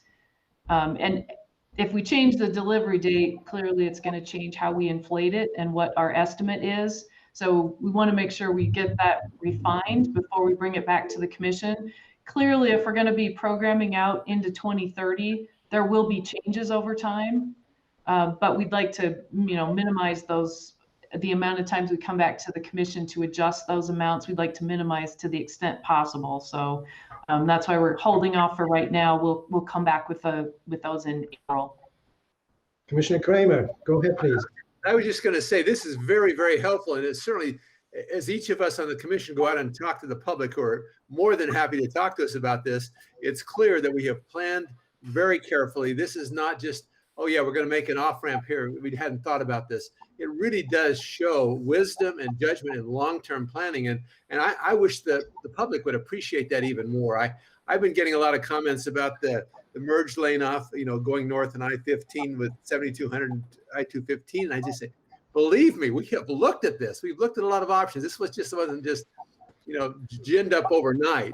So thank you for the long-term work that goes into this. And I know we've had a lot of input from a lot of different sources. So we support it. We're grateful for it, and look forward to making it work for the next 30 years or so. Yeah. Thank you for that, Lou. And, and we've mentioned our partners at the MPO several times, but, they're the folks that work with the local governments, and it's years of work to come up with the projects. And well, I just ought to say, I was on business in Ontario, California last week, and I'm driving around and I was praising Terry Ann's name and Carlos's name and all compared to what's going on in California. Man, it's good to be here. I got to tell you. So thank you. I think we're pretty lucky to have strong support of a planning process, and then strong support in terms of when it comes to funding and constructing. So pretty lucky. Yep. Yeah. Hey, Nagi, Yes, I'm go ahead. always enjoying sharing factoids with you, but since Lou mentioned California, think of this for a minute. In 2019, California had 130,000 net out-migration, 130,000. In 2019, I'm using that year because there's some lags, but California is almost 40 million people, but the state of Utah with 3 million added more people to our state than they did. Wow. About 50,000, and it's very close, but just to contemplate that Utah's adding as many people each year as California is a stunning, statement and part of the infrastructure challenge we face. Yeah, I was going to say that's actually a little scary. It is. And Carlos, I've been doing this for a long time, and it's only this week that I kind of studied that data in that way. Well, I've got to say, we get so much interest in our commercial real estate world of people coming from California. And the number one thing they say is, I can't believe how smooth the highways are. The number one thing, it's really amazing. So, yeah, it brings good things, but it brings challenges as well. But thanks, Natalie. Well, and Lou, the conversation that's coming up on the agenda is really going to be talking about keeping those roads smooth and those bridges in good shape. But this is all about trying to deal with that growth. These are all the capacity projects. And well, the legislature was wise enough to say, let's put money into infrastructure. Too bad there wasn't a state airplane as part of that, but we get it. To stop the roads, but yeah, no, yeah, we'll get by with the plane. Yeah. Well, we have roads as a substitute, which they don't have in Southern California these days. So anyway, thank you. Didn't mean to interrupt, but I am so pleased to be a Utah and have this kind of story to brag about, because we have never had such interest in investments in Utah in our history. I mean, this is, as a commercial real estate guy, I'm saying this. It's amazing. So thank you. Thank you. Okay, well, maybe I will go on to the next topic then, active transportation. So we said this was a fully multimodal plan this year. So active transportation kind of jumped around a bit where it was going to be included, was in HB 433 for about 5 minutes, and then it moved over to SB2 and SB3. So, but it did stay at 35. It's in orange because it will be for the commission to program the projects. And so we have, let me move into the next slide. This is what it said in SB2, 35 million for paved pedestrian or paved non-motorized transportation projects. So what we're really looking for are those kind of regional systems that connect everything together. Each community that has a project funded out of this will need to contribute 20%. So we've had to kind of think about this quite a bit and try to think about how we'd manage this one versus we have our other active transportation nominations are at a 40% match, and those are on a slightly different time frame, which I'll talk about in just a minute. And then just a note that in SB3, there was a legislated project within a legislated group of money. So we have one project that was specifically identified for us to fund, which is the final gap of Parley's Trail for 2.5 million. It also has a 20% match included on that. So for active transportation, we talked to you about we had a draft plan. I keep looking at Ben. February, did we talk about this with the commission? He's going to double check for me and give me a nod. I think it was either January or February. February. Yeah. We talked about, we had a draft active transportation plan. Our intent with having that plan was so that we could use it to program projects, active transportation projects for TIF with our prioritization process. We also have a regionally important active transportation list, and that is meant to represent kind of the transformative projects. It wasn't meant to, we have a lot of projects on the pull list. This is meant to kind of sort that a little bit and say, these are really important. They were discussed with the regions, they were discussed with the MPOs to try to understand, so that in each area, there were probably 4 or 5 projects that kind of came to the top as being really important projects. So we have this list on the website. It is our intent that we would program projects for the 35 million from this list. So that's something that, let me move forward here. Let me just give you an example of the type of things that money from this list can accomplish. This is the location of the Parley's gap, the last gap on the Parley's Trail. And this one I happen to know pretty well. I remember riding it last summer with my family. And you used to cross under 2100 through a spooey with this blue line, this blue dashed line. And then you had to cross another busy intersection, travel along a busy roadway, and make your way over to the Jordan River Parkway. That is your connection between Parley's Trail and Jordan River Parkway. What was proposed is this red line. This is off of our active transportation map. And Carlos wanted me to remind everybody, this is kind of a crayon line here. It's not actually going to run through all UTA's lines. So because he asked me that question, I produced this map. No, I didn't produce it. I was sent this map. This shows what the actual project would look like. This actually turns out to be the one that's earmarked. And there's something eerie about it. After I added this to my presentation, I got a call from the person doing it at Salt Lake County and said, when can you transfer the money to us? And I said, well, we need to verify your match. And they're like, we're ready to go to construction. We've got the match, we've got the plans prepared, we're ready to sign the agreement. So this is something the money's going to be put to work very quickly. And this is going to be a really great connection. And that will bring together Parley's Trail to Jordan River Parkway, and that will connect together. I was going to try to look up how many miles of trail. I'll just go with many miles of trail will be connected with this one project. Go ahead, Natalie. Thanks, Nagi. I'm just missing what south this is. This is 2100 South. Sorry, I didn't give you the. Wow, that's wonderful. Okay, great. I got the visual now. I'm sitting here. I think I could see that was 201, but I just wanted to. I was kind of thinking further south for some reason. Yeah, this is one of the things when I asked Terry to look at this regionally significant trails was to try to find those transformative projects that are connect systems together, kind of like so that we can have an active transportation system as opposed to just independent active transportation pieces. And so the goal is to kind of stitch together a system to allow people to use it in ways that they really haven't been able to do before. And so we'll use the prioritization process, that the commission has to help make recommendations. When I saw that, when I heard they were going to do a legislative selected project for the active transportation, I was like, oh no. And then I saw which project it was, and I was like, well, duh, that would absolutely be one I'd want to do.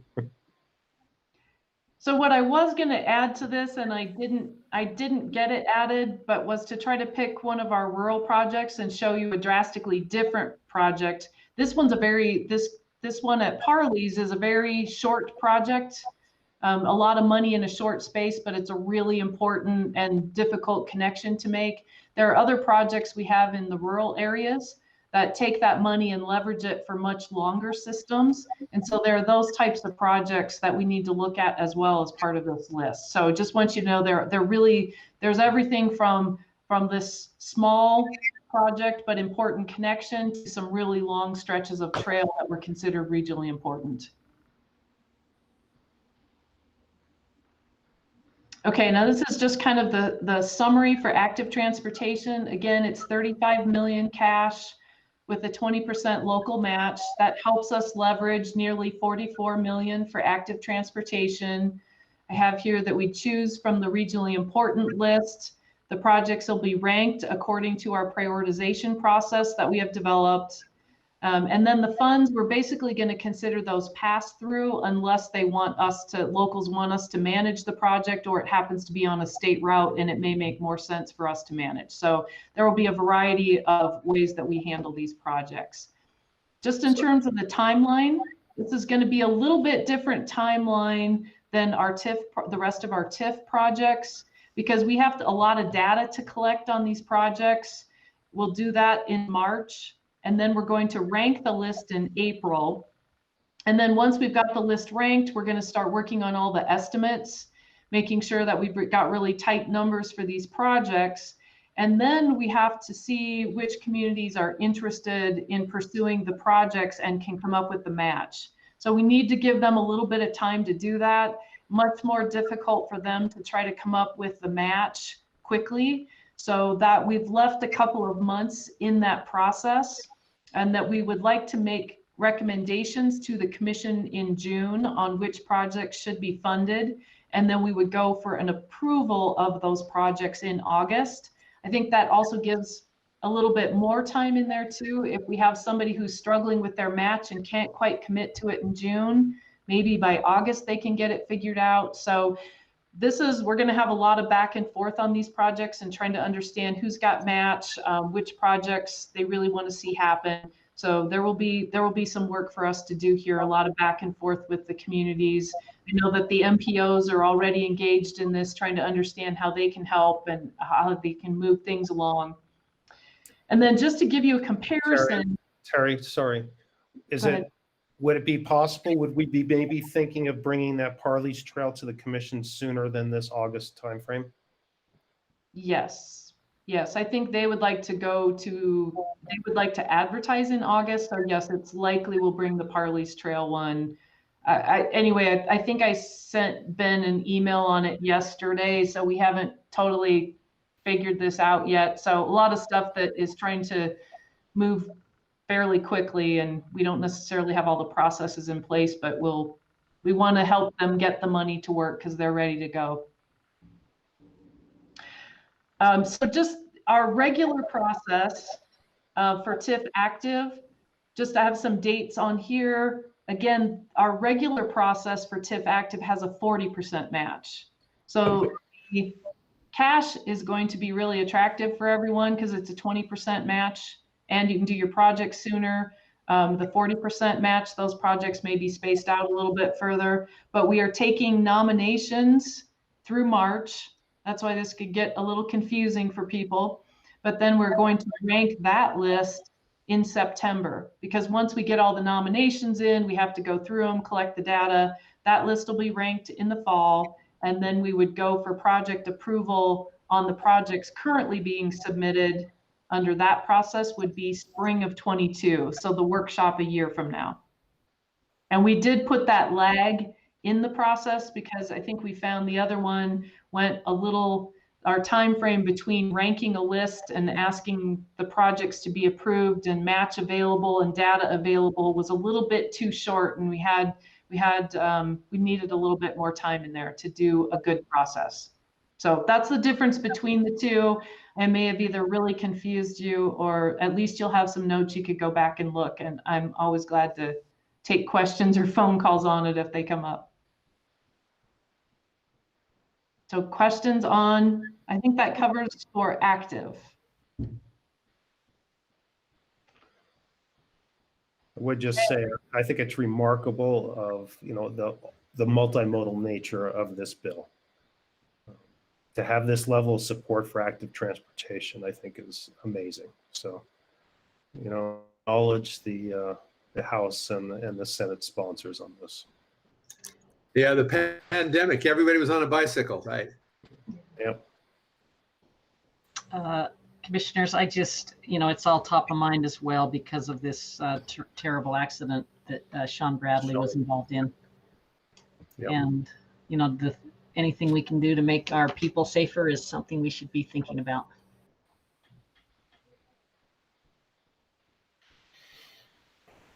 Okay, well, I will move on to transit.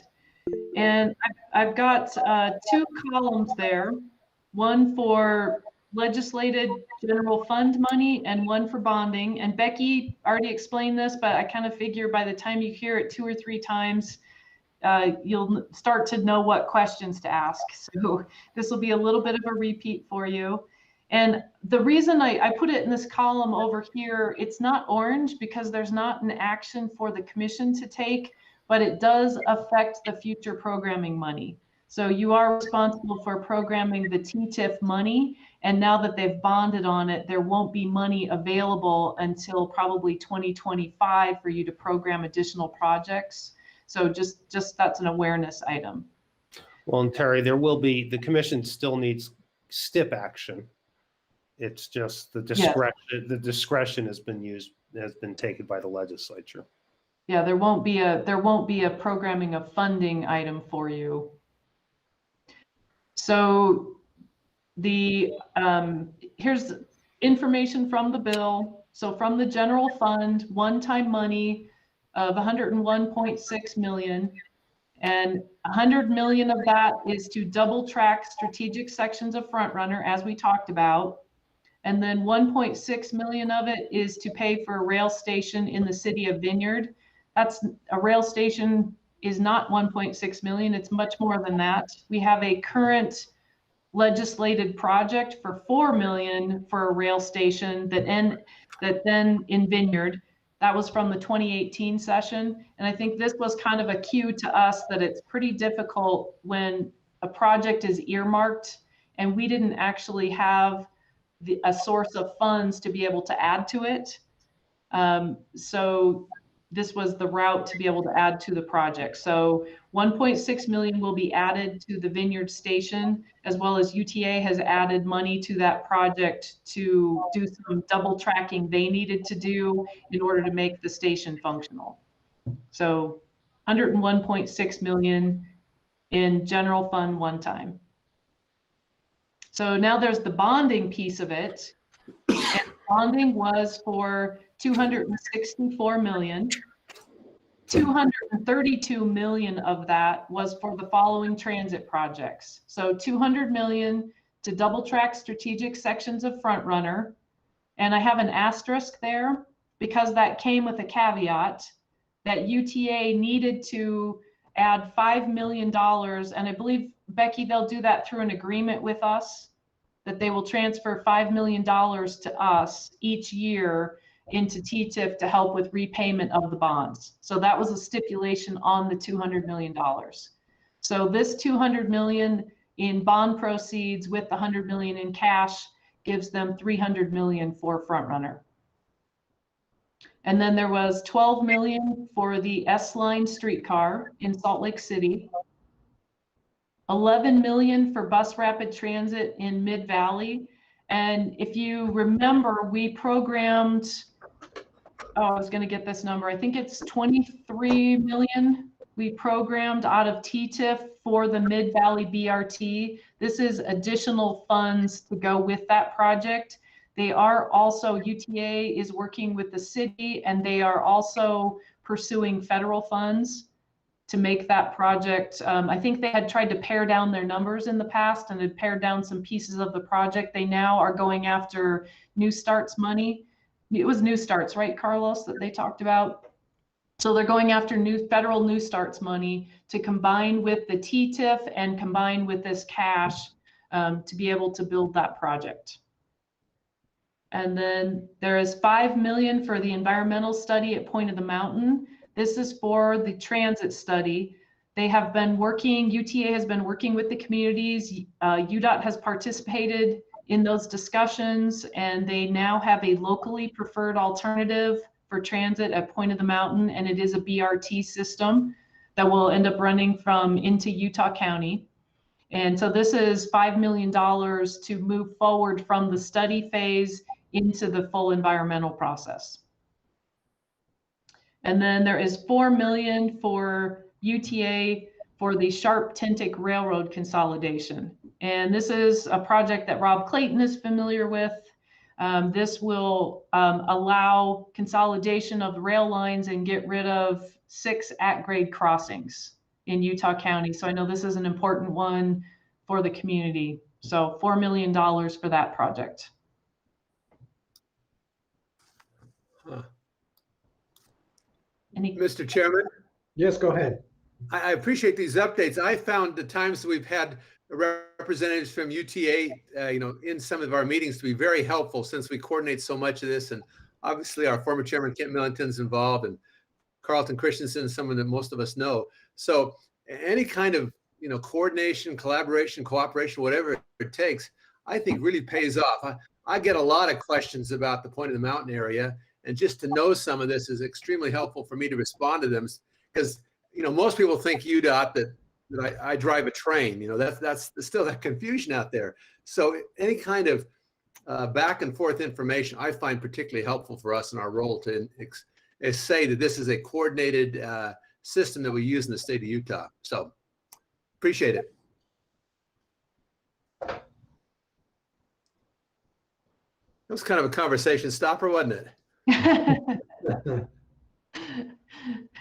I just try to remember to give like a good pause between everything, because it's hard to jump in with a question virtually without giving a few pauses every once in a while. But that's the problem of being on Zoom too, you know, if we're sitting there and we can get the nods, you know, and Jim Evans is ready with the song and, you know, pick up the quiet space. So, and not Natalie.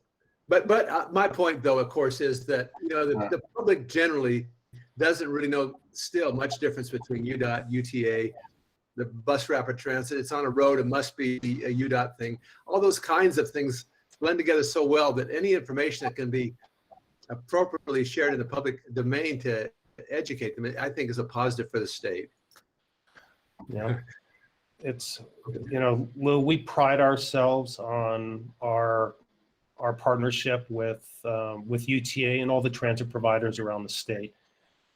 We have regular meetings with UTA leadership and UDOT leadership to coordinate these. And, you know, one of the statements that was made this week during our update meeting with UTA is the public doesn't care if it's UDOT or UTA.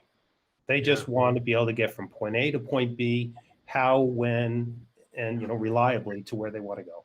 And so, you know, it's our job to, you know, provide those services. And, you know, we're not going to, you know, we're not in this game to take credit over another agency. So our success, I like to say our success is predicated on UTA's success. And, you know, I know they feel the same way about helping UDOT be successful as well. Hey, Lou, I agree. I'm always getting questions about the UBX, you know, between Provo and Orem. There's always questions in Region 3 about that. And I'm always happy to bring in the partners and we talk about them. But I agree with you. People just kind of put it all together. Yeah, seamless. Well, thank you. Okay. Hey, I'll finish up on transit. So again, that bonding authority was for 264 million. We talked about 232 of it. There's also 29 million, and Becky mentioned this as well, 29 million for the Forest Street Rail Bridge in Brigham City, and this will be a pass-through. I'm just mentioning it because it comes out of TTIF, or it's a restricted account. I'm looking for a nod from Becky. Restricted account within TTIF, meaning we don't touch it until we're told to touch it. So we will pass this money through. And $3 million for an environmental study for 1100 North grade separation in North Salt Lake. So I did add the note to remind me down there in bold, rail restricted account. So. Okay, so this section on local roads, you can see under commission programming, there isn't really a role there in terms of programming funds for it, but I thought for clarification on what they were doing for roads in HB 433, there's $28 million that will be passed through to the locals in this section. So this is just a listing of the projects, $5 million for Payson Main Street repair and replacement. That may seem like it's a state road, but this is why we're clarifying. It was intended for a local road, but we will pass through $5 million. Bluffdale 146 South Railroad Bypass has $8 million in this bill. I believe it has other money in another bill. Is that right, Becky or Lisa? I think it has other funds in another bill, but this one actually was in HB 433. And then $5 million for improvements on 4700 South in Taylorsville, and then $10 million for west side frontage roads adjacent to US 40 between mile markers 7 and 10. So again, these will all be pass-throughs. Okay, and then the last slide. I removed my last slide after I saw Becky's slides. I don't want to dare try to explain it again after Becky has explained it. So this is the Cottonwood Canyons TIF, the CC TIF. So she's already explained how that works, and just wanted you guys to be aware remind you, it does affect the future TIF revenue. That's why I have it on this table. So that is it for my presentation on projects. Now, this didn't give you, it sounded like I was going to give you a lot of detail on projects. I think probably the detail on the projects comes next month. This just gives you the outline, gives you what we're heading towards. So if there's a question about what's on a list or not on the list, those are the types of things that, you know, during the next month you can be thinking about, and then we'll be preparing all the materials. Again, we'll give you scope and estimate for projects, and we will look for that amount in the May meeting. Can I just say wow and amazing and thank you. There is so much, and you've covered this so clearly, given all of the different projects and programs and buckets, and this is amazing. There's a lot of work behind this to go yet, and everybody that's either smiling or grimacing on the screen right now is going to be part of trying to make it all happen. I just get to be the one to show you the organizing content. So a lot of work to be done in the next month to bring back information. Terry says it's a lot of work for everyone else. She's been working on this since last May, to give you some idea. So things like this, you know, this House Bill 433 didn't just pop out and happen. So. Good job, Terry. Good job. Yeah. It doesn't get the headlines that a lot of other legislation does, but it is absolutely the critical foundation of our state. So much thanks. Thanks, Lou. I agree. These are things, these decisions will have impacts on our state for the next 30, 50 years. Yeah. You know, in a commercial real estate business, when things go bad, the last argument you always make is, it's for the children. Give me that zoning change. It's for the children. This is for children and grandchildren, or in Jim's case, great-grandchildren, or others, but I had to say that, Mr. Evans. I'm going to get a song for you next time, Lou, and it might not be pretty. Natalie will cover. Natalie will cover. Okay. But this is really appreciated, and brag about it all the time, about the kind of conservative, smart things we do in the state of Utah. This is so many ways. So huge thanks. Hey, Carlos, I like Carlos. This is Jim. I want to add to what Donna said, but I really appreciate the logical way that, you know, you've talked about this and then talk about it and add a little more, and then talk about it and go back to the roots of what you've been trying to prepare us for. So for me, as a simpleton, I really am starting to understand how this goes together. I mean, there's just so much. And, you know, I mean, for you UDOT folks, you hear it over and over again, you're probably rolling your eyes, but for me, it really helps just the logical way that you build upon things throughout the last several meetings. So it gets to the point where I just see really what we're helping with. So I appreciate that. Well, thanks, Jim. You know, and, you know, not to, you know, it's definitely for the commission, but it's also for our public, right? So it's trying to be able to present information so the public can constructively comment to you to help you in the decision process. So we're trying to put forward ideas and logic behind it, but at the end of the day, you're the guys on the pointy end of the spear. So thank you for taking that. If we're ready, and again, we could come back to it, and we're going to talk again in much more detail next month or anytime throughout between now and next commission meeting. I know anyone on the team would love to be able to have conversations with any of the commissioners on any details. If there's questions on individual projects, you know, questions on scope, you know, pace, you know, timing of it, all that would be, you know, the region directors, Terry, Lisa would all love to have that conversation. But, you know, there's more. That's the sales tax. But there's more. There's this little thing called the State Transportation Fund and the federal funds. And this is really the stuff that, you know, it's not quite as exciting as the sales tax projects, but this is the stuff that is this is the what's important to keep the system running. This is what keeps the cost of ownership of our transportation system lower for future generations. So yes, Lou, this is about the kids as well. Because if we don't take care of what we have, we're pushing a liability out into the future. So that's what we wanted to talk about next. And we can turn the time to Ivan and we'll see where Ivan takes us. Ivan. You can see your picture dressed. Oh, there you are. Good morning. Good morning. To begin, I'm going to basically start as Ben did and navigate to the Transportation Commission webpage.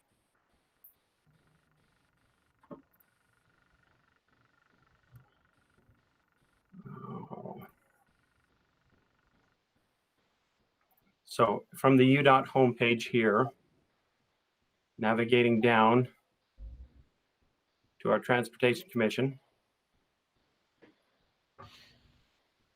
And in this section, Ben has talked already through our process tab. And we're going to be talking through the program section here. So when I click on our program section, it's going to give us a breakout of 3 different years. And we've seen this for the last couple of programming workshops, where we can see how we receive the highway federal aid funds. It gets combined with our transportation fund, the highway system construction fund that Becky was just talking through, as well as the portion of the transportation investment fund that is used to support maintenance and preservation of the roadways that were built with the capacity program.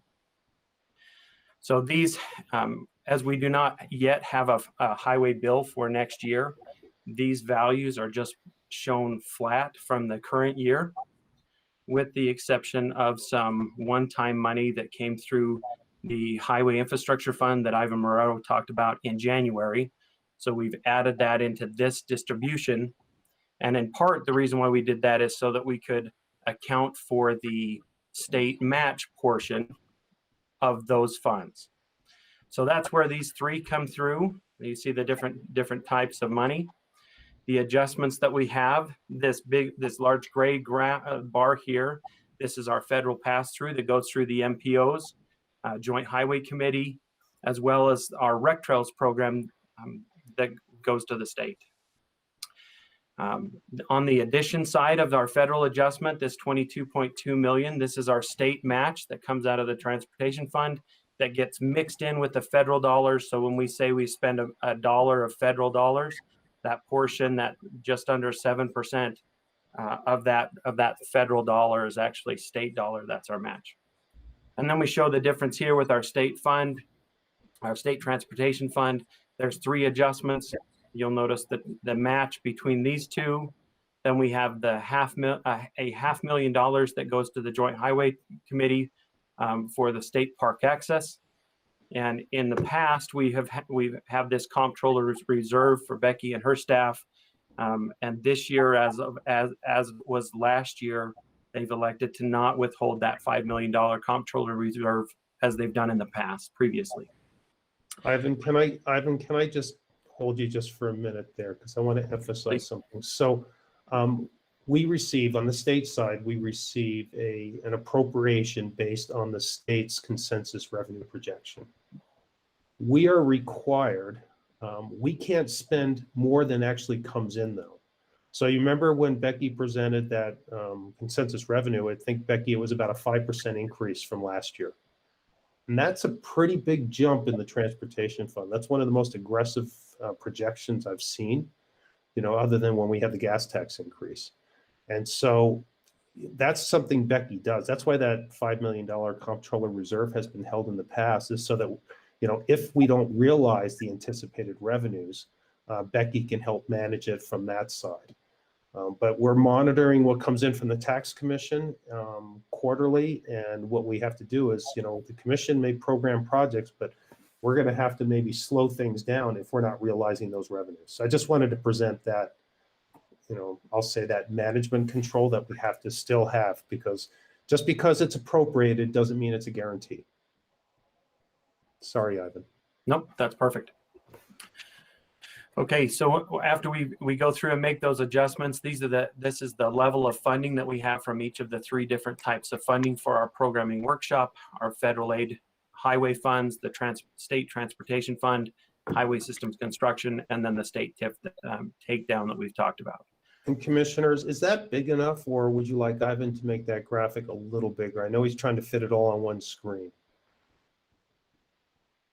Is that better? Yeah, that helped. Thank you. Okay. I got to say that is one of, I'm sure, Donna's all-time favorite graphs as well. So no question about it. I am a very visual person. Yeah, no, it's a very good. Every year that's the one I look forward to. So to be candid, I'm a simple-minded guy. It works for me. Thank you. After we receive this type of funding, we've identified the funding levels from our different funding sources. We go through and we've identified the programs that those funding sources can be used for, and we're proposing. The blue section, again, continues to be the highway federal aid funds. The orange, the transportation fund, and the light blue, our transportation investment fund. On the highway federal side, the top section are the ones that we're proposing that we add funds to. This middle section of the highway federal aid, these are the required values from each of the different federal highway aid grant. So for example, in our federal money that comes to us, 14 million of that has been identified for the highway safety improvement program, railroad crossing, and some high-risk rural routes. That is an amount that we cannot change in using our federal aid. And that same breakdown is with our freight program and our transportation alternatives. So these 3 are required amounts, but you'll notice that traffic and safety on the top section, we are proposing a higher value than the required amount. Same thing with freight, showing 7 million, and our transportation alternatives, we're not adding any additional values to it. Ivan, we have a question. Hold on just a second, please. Kevin, go ahead, please. Thank you very much. So Sure. Ivan, the presentation we saw last month from Region 4, where we're putting in those blinking warning signs of intersections and things, will they fall in this traffic and safety funding?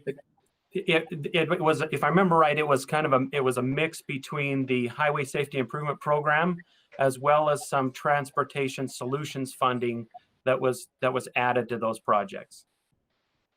I don't know if Robert Miles wants to, if he wants to add. Oh, I see Robert. Do you want to add to that, Robert? No, Ivan's got that just right. I think Monty can confirm with us here, but that's a mix between a region effort and some HSIP funds that we're using there. So Commissioner Van Tassel, that's how we're making it happen.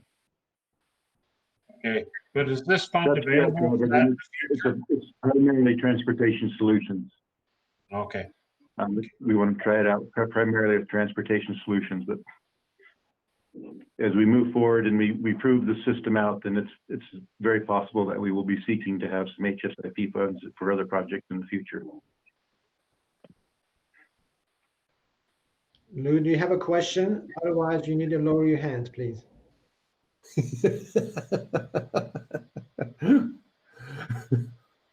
Thank you. Sorry, like I say, a simple guy here. I thought I had it. Wrong button. No problem. Transportation solutions always seems to me, as a conservative guy, a smart way to have the local solutions taken care of at the local levels. It just, every time we have a project, transportation solutions seems like an answer to it. So supportive of that. Just another comment. That's what happens when you call me, Mr. Chairman. So Thank you. Okay. So after we're talking through the highway federal aid funds, the transportation fund, funding also the different programs with our state funding, down to our transportation investment fund, the highway or the high volume road addition from the TIF takedown that we mentioned. And I think at this point we're going to pause this continuing going through, and we're going to let Nathan go through and discuss the program summaries and the asset values. I believe this is my turn to pause for a moment. Okay. So Nathan's going to present the logic for the recommendations, I think, probably. Nathan? There you are. Okay, welcome, Commission. Great to be here with you today. I'm going to present just a second here.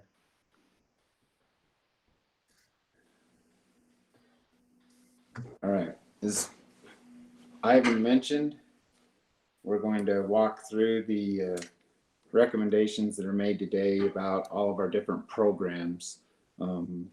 Within the programs, there's a lot of asset work that's done, and there's Ben showed earlier on that STIP calendar of all the different things that happen, and there's a portion of work like that related to all of the department's assets, and that portion of the highway system that's maintained by UDOT that happens in the same way sequentially within the organization to get us to this point. And I just want to kind of give a shout out today to all the asset owners' hard work that they've done in helping to get the presentations together that you've seen today. They've done a tremendous amount of work in trying to formalize their needs and identify what we need. And the asset management team has done a great job of weighing out the different options for what you're going to see.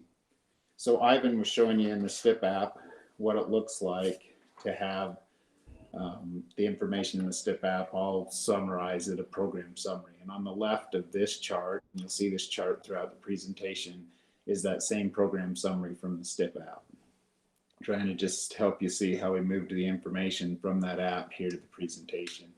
And on the right, then you'll see a blow up of the information with all of the consecutive years that were funded. If you recall, Ben showed you a graph about why some programs have different funding in different years, and some are 1 year and some are 2 or 3 or 4. In the case of TIF, a lot of years out. So what you're going to see on this graph, as well as all of the following slides, is things that have been previously funded in the current year. 2021 will be in gray for your reference. And then those that are funded last year or a future year currently will be shown in blue. And as we walk through there, if there's a change in something you funded currently that we're recommending, the number will change to red. And if there's a new request for this year, the number will be highlighted in orange, and we'll demonstrate what that looks like. So let's first talk about pavements. There's 4 different program funds related to pavements. They're high volume roads, reconstruction, low volume roads, and pavement management. What you'll see here on this particular slide is just those 4 different programs and what's previously been funded in each of those different programs. And we'll walk through what's being proposed in the future and how each of these programs work. But since they're all related to pavement, we're going to kind of keep them all bundled together for you, even though you program each program separately. You fund each program separately. So what's been going on with pavements? We want to show you a little bit of information here.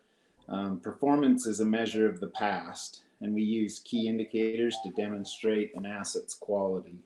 So with pavements, IRI, or some people call it RIDE, it's the key indicator we use for measurement. And the graph you're seeing here is that IRI, or that RIDE. That's how we're going to demonstrate pavement's performance. And risk, on the other hand, it's a measure for the future, And our key indicators for risk, or for future performance of risk, are targets. So in this case, you can see a target line of 60% and a target line of 5% for poor. So the goal is to try and keep the green, good pavement portions above 60 and the poor sections below 5. And that helps us know that our transportation system can function and will be in good shape. So what I want you to observe as you look at this graph from 2015 in the high volume program is it's been fairly stable for the past few years, and that our current funding model allocation of $161.5 million has been able to meet those targets that we're seeking. So if we look now at this, Nathan, I'm sorry. go ahead. Did you mention what constitutes a high volume road versus a low volume road? Not yet. I'm missing a whole That might help. slide here. We're going to talk about low volume roads, Carlos. And Okay. Sorry. Okay. So Carlos's question, in terms of where he's going about high volume versus low volume, just for everyone's clarification, since they're two separate programs, we're going to talk about them individually. But high volume roads are roads that have more than 2,000 ADT, and they constitute about 80% of our highway system. And I'll explain a little bit more about how those work. But with high volume roads, I think 67% of the centerline miles are high volume and 80% of the total, what we call surface area, which is like all the lanes combined. High volume roads also account for 98% of our VMT. So just kind of give you a picture about, this is the largest percentage of our pavement program is the high volume. Any other questions about high volume or what you've seen from the past and how we're trending to the future? Nathan, you have 161.5 million for next 3 years. Don't you see any kind of inflations on the material costs, labor costs? What are we going to be able to be okay with the same amount of projection for next 3 years? So that's a great question, Commissioner Zanotti. And yes, we do see the money move around a little bit back and forth in this particular area. And maybe I need to ask Ivan to just interject here. There's a slight formula difference, but for the most part, at this large of a dollar amount for the amount of projects that are covered, it seems to balance that amount. Ivan, do you have any other comment to provide there and how that's funding works? I don't. I think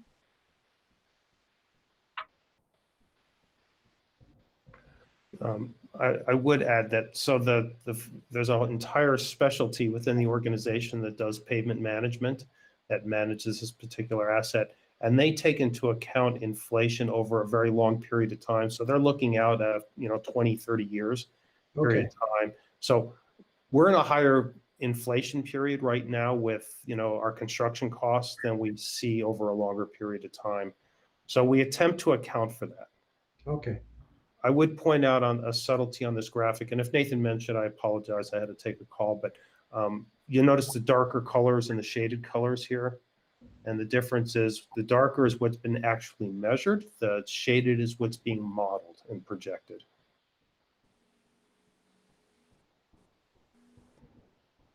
Sorry, Nathan. That's great. Any other questions? One more question on the year 2018. We have a little bit of a better improvements. Any particular reason? Do we have any kind of better projects we did or more projects we did to cause that improvement? Well, one thing to identify in that particular area is we believe in a philosophy we call good roads cost less. You've all heard that as commissioners before. And so the idea behind that philosophy is that if you can maintain roads in that good condition, that you'll spend less money overall maintaining systems over a long period of time. And why that's important is the more roads you can touch in a given year, the better chance you have of keeping that if you want to call that preservation, in place and working really well for you. If you look at some of the other choices that are there, like say a reconstruct project, it might be over a small amount of miles and it's a large dollar value, so it won't really help move the needle on some of that space, but it will bring that particular pavement into a good condition. So what we might be seeing in this particular case, when you look at information from 2018 and the slight drop that's there in 2019, is to look up at the other area in the poor condition and see if we might have been seeing some growth in that particular area. And with that bar chart over, it's really hard to see because you're talking, you know, thousands of segments. And in this particular case, but what we might be seeing there with that change is that you saw a few more areas of poor coming online, and so it pulled that total amount of good down a little. That can happen sometimes. Like we have a term that we call a sill that we put on the road, like plant mix sill coats, and we know they have a time that they end, like 8 to 10 years, and then they kind of blow up all over. Well, if you go record the roads and you get 20 or 30 miles of those where you've seen the potholes just all of a sudden overnight, it just seems like that, you know, 20 miles of road went out of control on the top surface. That's going to get recorded by the electronics that do that data, and it would change that. And it's based on ride, which is what people fill, and you can fill those potholes, so that's reliable in that messaging as well. But that's a little bit about sensitivity of the data collection, the electronics that you use, and how that model would work. Thank you. Yeah. So as we move from the high volume program, main takeaways there is we're meeting our targets, and the amount of money that's being funded works. And as Carlos talked about, the pavement program calculates inflation within the model that's there. This amount of money looks like it should keep us on par in the pavement program moving forward with our model prediction. So the next program related to pavement is called the reconstruction program. And just refreshing your memories, back in 2017, this program was introduced to the commission, and it was funded starting in year 2019 through 2025 at $50 million a year. And that 7 years worth of projects allows us to repair a number of projects that have reached the end of their service life, but they aren't able to get funding, say, because they're in an area where the capacity is not growing or some other need, but the pavement has to be addressed. So what you see on here is the list of projects that were funded in that program. The program's been going well, and we're going to recommend continuing to move along and keep this program funded to the end of its cycle. Any questions about the reconstruction program? So think about the programs, the prior program and this program in this way.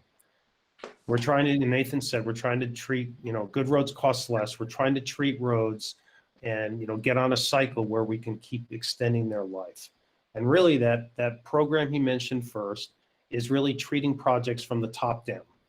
So we might have to go down, you know, 1 inch, 2 inch, 4 inches, and then replace. The reconstruct now gets to the point where we've started to see failure in the base of the roadway structure. And we need to now kind of go from the bottom up. And so that's the difference between a rehab and a preservation and a reconstruct. So the reconstruct tends to be a much more significant project and takes longer to do, has, you know, it's a little more difficult to manage traffic through it because it takes longer.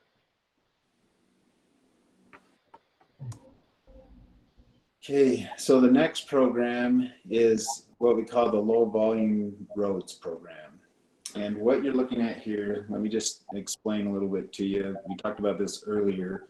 The high volume made up 80% of what we defined as like the surface areas of the road. So the low volume is the other 20%. It makes up 33% of the center lane miles. So think about that, about a lot of just rural 2-lane roads that have low volume on them. There's quite a few center line miles. And it's a total of about 2% then of the VMT that exists. So in this graph that you're looking at, I'm going to explain a couple of things that happened. And we went back in history and pulled from a past STIP workshop to show you what's happening and how it's been working.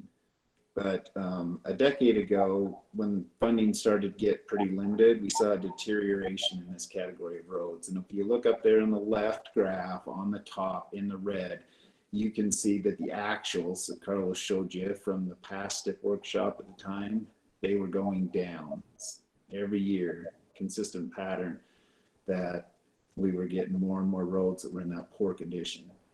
And you can see then, you know, maybe on the good condition that we were actually going down a little bit there too. So we were having difficulty on both ends.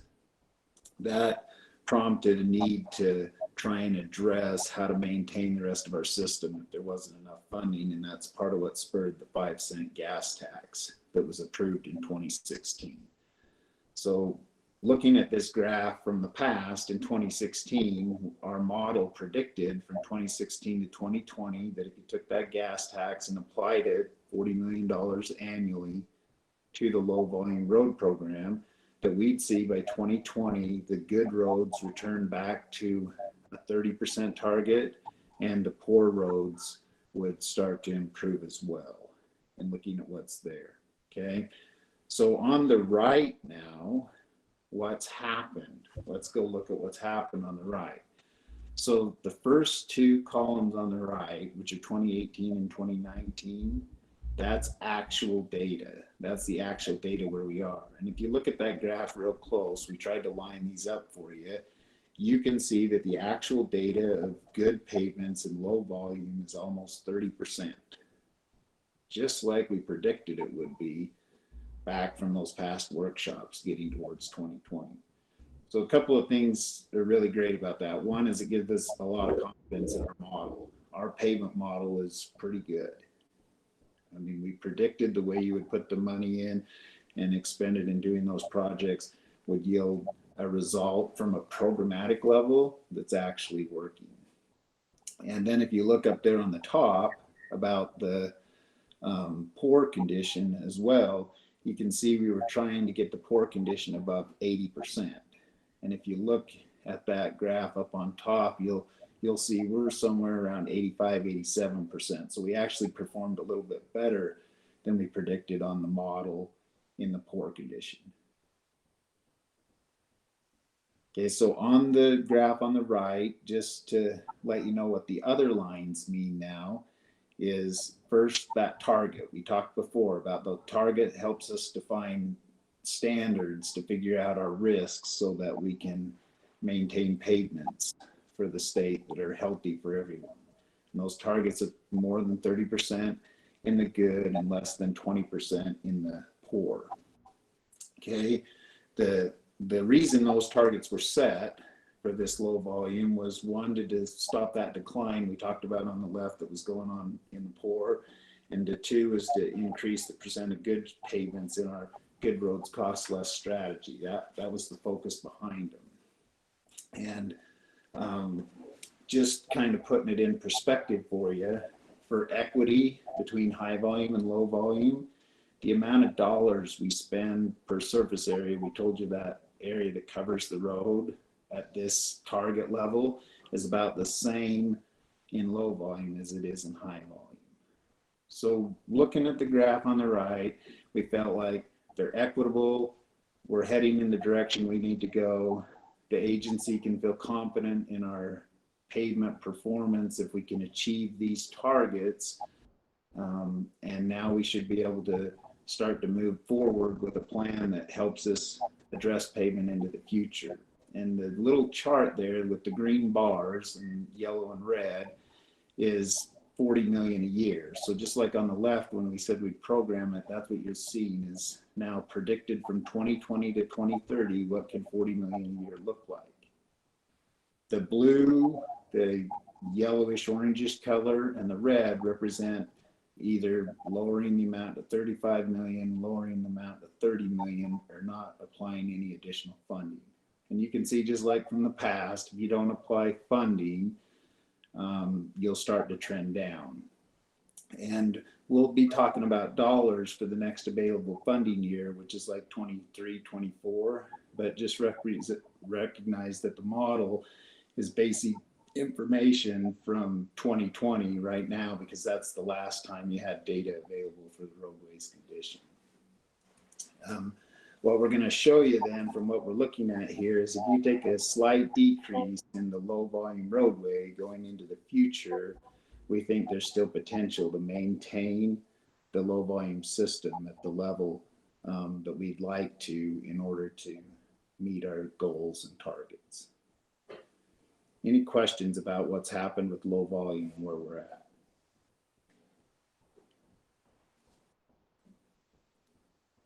Okay, the fourth program that exists then on Pavement is called the Pavement Management Program.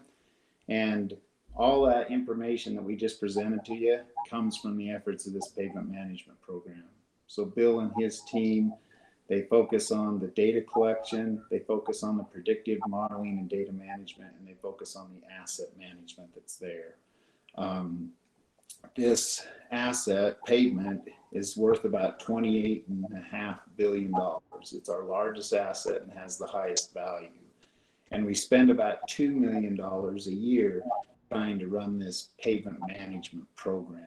But trying to put a little bit of perspective on that $253 billion, or that $28 billion, is that all of our pavement combined is about $253 million a year for the high volume, the low volume, the reconstruct, and the pavement management.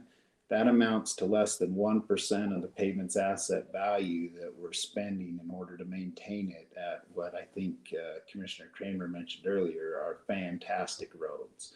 That's really the definition of why we say good roads cost less. These management strategies allow that to happen. So in summary then, for these 4 pavement programs, I'm trying to put those together for you to see what that might look like. We'd recommend that the high volume pavement stays the same, and in 2024 you program 161.5 million. You'll see that would be a new approval in orange. We recommend the reconstruct continues as you previously funded it, that the low volume roads starting in 2024, the next year that's unprogrammed, that you consider lowering that number to 35 million. And that gives us a couple years to make sure that that model's working as we predicted. But we think at 35 million, that'll allow us to get in that range where we saw it kind of leveling out and still be good. And then pavement management, we would fund the following year at 2 million. Any questions? Commissioner Van Tassel? Well, I appreciate this presentation, and the 5 cent a gallon gas tax has accomplished what we set out for it to do. We pushed hard to get that, picked up a few, I personally picked up a few stripes on that, but these lower volume roads are really significant to the rural areas of the state.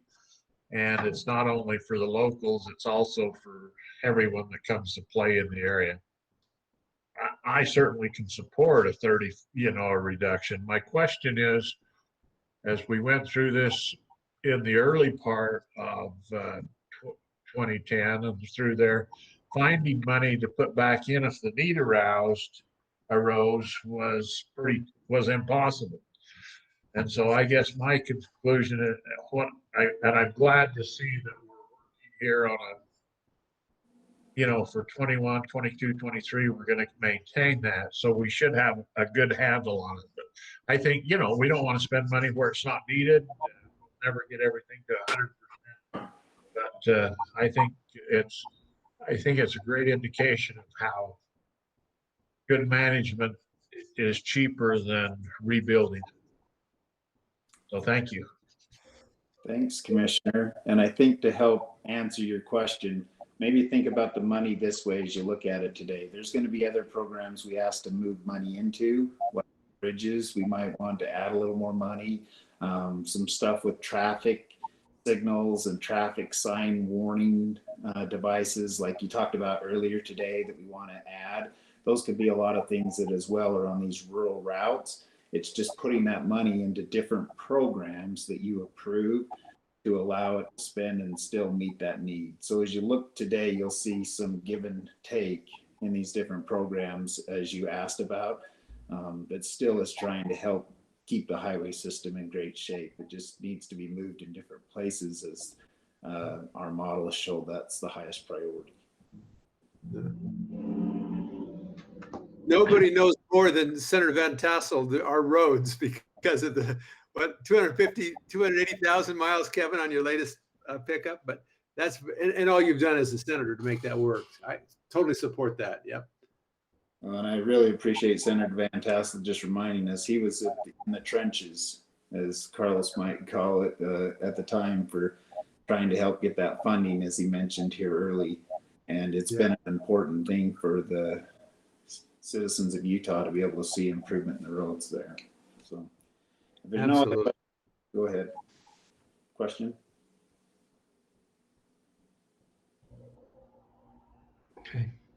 Okay. If there's no other questions, then let's move to the next program. The next program is structures. Okay. Within structures, as you look on the left, back from Ivan showing your STIP out there on the commission workshop, you can see there's $53 million that's programmed for 2022 in that particular item. And then Ivan's going to have to tell me why it says 53 and the right says 48. The reason why it said 57 this year and 48 next, it was the one-time money that we received through the highway infrastructure funds. So we added it from 57 and added that 9 million on top of the 48 that had previously been approved last year. Okay. Okay, thanks. So as Ivan's going to point out there, then it didn't really show up because it's in gray, but you had been funding all of the structures program then close to 48 million a year, and you had that one-time $9 million increase that was added to the program. And the program is broken up into two subcategories, and they're important for our discussion today. So we just wanted to let you see that it's been running at about 30 million a year for the rehab. That's where that 9 million went, was in rehab, and about 18 million a year for preservation. So what you're going to be looking at here are two charts that show the national bridge performance across the country compared to Utah's bridge performance. Okay, this is based on the national highway system, so it's not all of our bridges, it's just those that are within the national highway system, but it gives you a good indicator of what's going on with bridges. So let's talk about the graph on the top first. You'll see that the red line on the bottom shows that across the country, the amount of bridges in poor condition is decreasing. That's a good thing. That's a positive thing. And that 9 million that was shown as an influx there is part of what we see in this graph next, and that's the green is decreasing. That's the amount of good bridges are decreasing. So we want to see the poor bridges decreasing, they're high risk. You also want to see the good bridges staying at that higher level. And when they saw this sharp decline starting to happen around 2014 to 2016 and headed in that other direction, that's why you saw that grant of additional money last year that came into structures across the country, is to help try to adjust that curve. Down on the bottom, you'll notice Utah's got the same trend. A couple of things to point out about Utah. First is, as far as poor conditions of bridges go, we're the best in the country. We're the #1 state. We have been since 2018. That's great information for us. It shows that we have good care taken to guarantee safe structures for our people. But you can also see that this green, the portion of our good bridges, is on a steeper curve than even nationally. And putting that in context, we were 12th best state in good condition in 2018, and we're now the 28th best state in 2020 for good condition. But there's a couple of reasons for that, not to get super alarmed. One is Utah doesn't have near the number of bridges as some other states, so we're really vulnerable to change. If we see a few bridges go down, it changes our number a lot compared to some states that have massive volumes of bridges. so our decline's a little steeper, and that's a concern. But just how steep it is maybe a little bit exaggerated compared to national, just because we have such a small bridge program. So here's an opportunity to look at that a little bit in a way that might help you. Is on the top in that NHS, which is the National Highway System bridges, that federal measurement that we showed can be shown just like we show pavements, right? You can see it just like we show pavements with targets and performance and condition. You can see that the good roads are starting to decline. You can see that the poor roads are still continuing to improve. But we have another measurement that we call locally the Bridge Health Index. And the reason we want to use this Bridge Health Index is that the national federal measurement that we're showing up there before is great to take the components of a bridge and define the condition. It's not really good about predicting future condition, how well something would perform in a model. And so the bridge team has been working on what they call a Bridge Health Index, and we're seeing agencies across the country moving in this area so that they can better model. But what I want you to notice, probably of most important on here, is regardless of which method you use, you're going to see that the same trend exists. Our overall bridge health is declining slightly. Okay, any questions? Okay. I guess, Nathan, I guess I just have one. Who is it that does the rankings of, the bridge health and whatnot? Where does that data come from? So Ivan Marrero's group from Federal Highways is responsible to do that with the USDOT. Every state submits their information into Federal Highways, and then the USDOT publishes the data yearly. Yeah. I mean, so Natalie, every state has bridge inspection teams. We have 2 bridge inspection teams. It's run out of our structures division that reports up to Chris Peterson. And so they're out on the road, on the bridges. And we did have a former Commissioner Millington went out on a bridge inspection and got into one of the buckets and went underneath bridges. So if any commissioners wants to go out there with them, it's interesting. But so we're inspecting all the components of a bridge, and that information then is fed up from each state to get that national perspective. But every state's responsible for this, and we look at all the components, the individual components of a bridge, from the foundation. We go look at bridge scour, so bridges that go over water where we have foundations in the river. We have to look and determine whether or not the foundations are experiencing scour, which erodes their the strength that they can have. We look and look for cracks, and all those things feed up into these measures. It's very sophisticated. Yeah, what I'm liking, I just was happy to hear that it was USDOT and not maybe like an engineering advocacy firm. Oh, no. No, this is, and there's a American Society of Civil Engineers that publishes a quote, a report card, that they're taking the information from these national databases to generate their report cards. But these are based on USDOT rolling up all the state information. Sounds good. Thank you. Yeah. Commissioner Van Tassel has a question, Nathan. Commissioner, go ahead. Yes, the question that I got, I know we had a lot of bridges that were completed part of the interstate system. Are we getting pretty well through those, or are we still having a large number of those coming through that are reaching at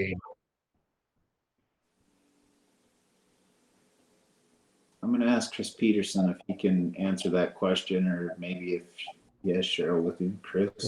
Is Cheryl on? Chris? You know what? If we'll just pause for 2 seconds, I'll start, and Cheryl, you can jump in. There you are, Cheryl. She's here. So go ahead, Cheryl. Cheryl, we can't hear you. Check your mic. While you fix that, just jump in, Cheryl, once you get your mic fixed. We do have still have a significant number of bridges on the interstate system. that are deteriorating. Generally speaking, we're doing really well in the urban areas where our TIP projects have been replacing bridges. But we have many bridges in the rural areas, in the outlying areas that were built in the 60s and 70s. Add the math up on those to think about how old they are. And so they are becoming of age where we're needing to put significant dollars into them to either rehab them or to replace them. So we still have a lot of work ahead of us. Okay, thank you. Cheryl, are you on? Can you hear me now? Yes. Okay, sorry. Depends. If I'm on a different program, it switches my mic. So sorry about that. Yeah, so if I understood the question correctly, it's just how are we doing in general on bridges off the interstate, or can you rephrase the question?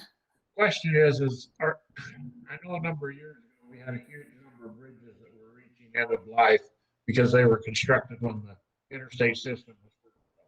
I was just wondering, or do we still have a bunch of those that could be contributing to these numbers, or where are we on that?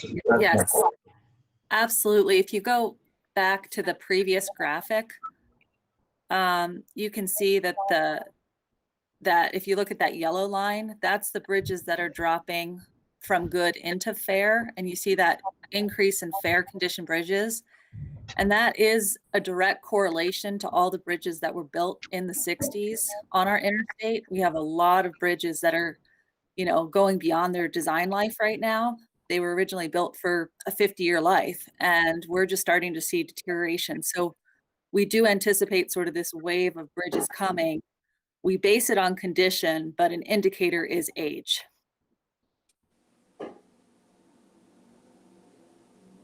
Well, thank you very much. I just think that it says the commission, we need to be aware that we have this bubble coming, or it's here, and we're going to continue. And so, and I'm sure UDOT's taking care of that, but it's something that we need to keep it in front of us. Yep, we will keep it in front of you. Cheryl, you probably don't have it at your fingertips, but we have shown a histogram graphic showing age of our bridges, showing how many we have in each decade. I don't know if you could pull that up, or that's a really unfair thing to ask. I know. Well, it exists on the webpage. I don't know if I can navigate. I will try to navigate to it while Nathan continues, and then we can pop it up. Okay. Okay, let me know, Cheryl. The question that you asked, Senator Van Tassel, is really important for the graphs that you're about to look at here that Cheryl's bridge team has put together. So first, let's talk about what's on the right. Okay, there's two sub-programs. There's the rehab and replacement, and there's the preservation. These graphs are about the rehab and replacement, which, to your question, Commissioner Van Tassel, about what does it mean in terms of age of bridges and what could this look like moving forward? The bridge team says we can predict that type of information better if we use this BHI method. So you'll see these graphs represent that method, and you'll see that we're now trying to predict out into the future what that's going to look like. So the prediction we have from the graph on the right is that it's a slow trend downwards, just a little bit below 80. And what you're going to see on the left then is a microscopic blow up of what's on the right, and a bunch of effort placed in different funding scenarios to see, well, what would happen if we started putting more money into bridges? Could we change this curve and level it out? Can we make a big adjustment? So notice the graph on the left, we're talking about units from 79 to 82. It's the same information on the right. You can see they range from 2030 at 79 up to 82 currently, but it makes it really exaggerated. Okay, so we want just make sure everybody recognizes it's a gradual decline. It's a gradual, but to apply a formula here and be able to let you see what the different things would happen by different amounts of money, we've blown it up on the left. So currently, if you'll recall, what I showed you in the beginning is that the rehab and replacement portion of the 48 million is 30 million a year, and the preservation's 18. So that dark blue line on the left represents 30 million a year. The little bit lighter blue line represents 60 million a year, so that would be doubling the rehab program's amount. The orange line represents 90 million a year, and the gray line represents 120 million a year, putting in 4 times the amount. So you can see, as far as trying to move the needle, applying a lot of money, does it really help you? There is some incremental improvement, but if your idea was to say change this to where we're at 82 and look at 10 years out and make sure it's still 82, you can apply a lot of money. But if you look at the difference between each of those applications, there's a diminishing level of return on your funds. It'll go from maybe moving it up 1 degree to 3/4 to a half.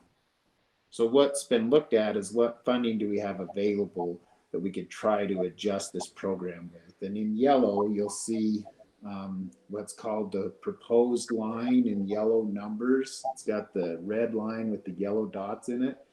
That represents a varied funding scheme that would suggest, starting in 2022, we would change the amount from 30 to 35, and then we would change to 40, and then we would change to 50, and carry the rest of that effort out at 50 million. And you can see that choosing that performance model seems to be as effective as making a large jump at like 30 million a year to transition into this space. So our recommendation is going to look at covering some of that transition and coming into the particular space. So while the modeling and the methodology is a little bit new for us in developing, we think it has promise in predicting what we need for bridges in the future.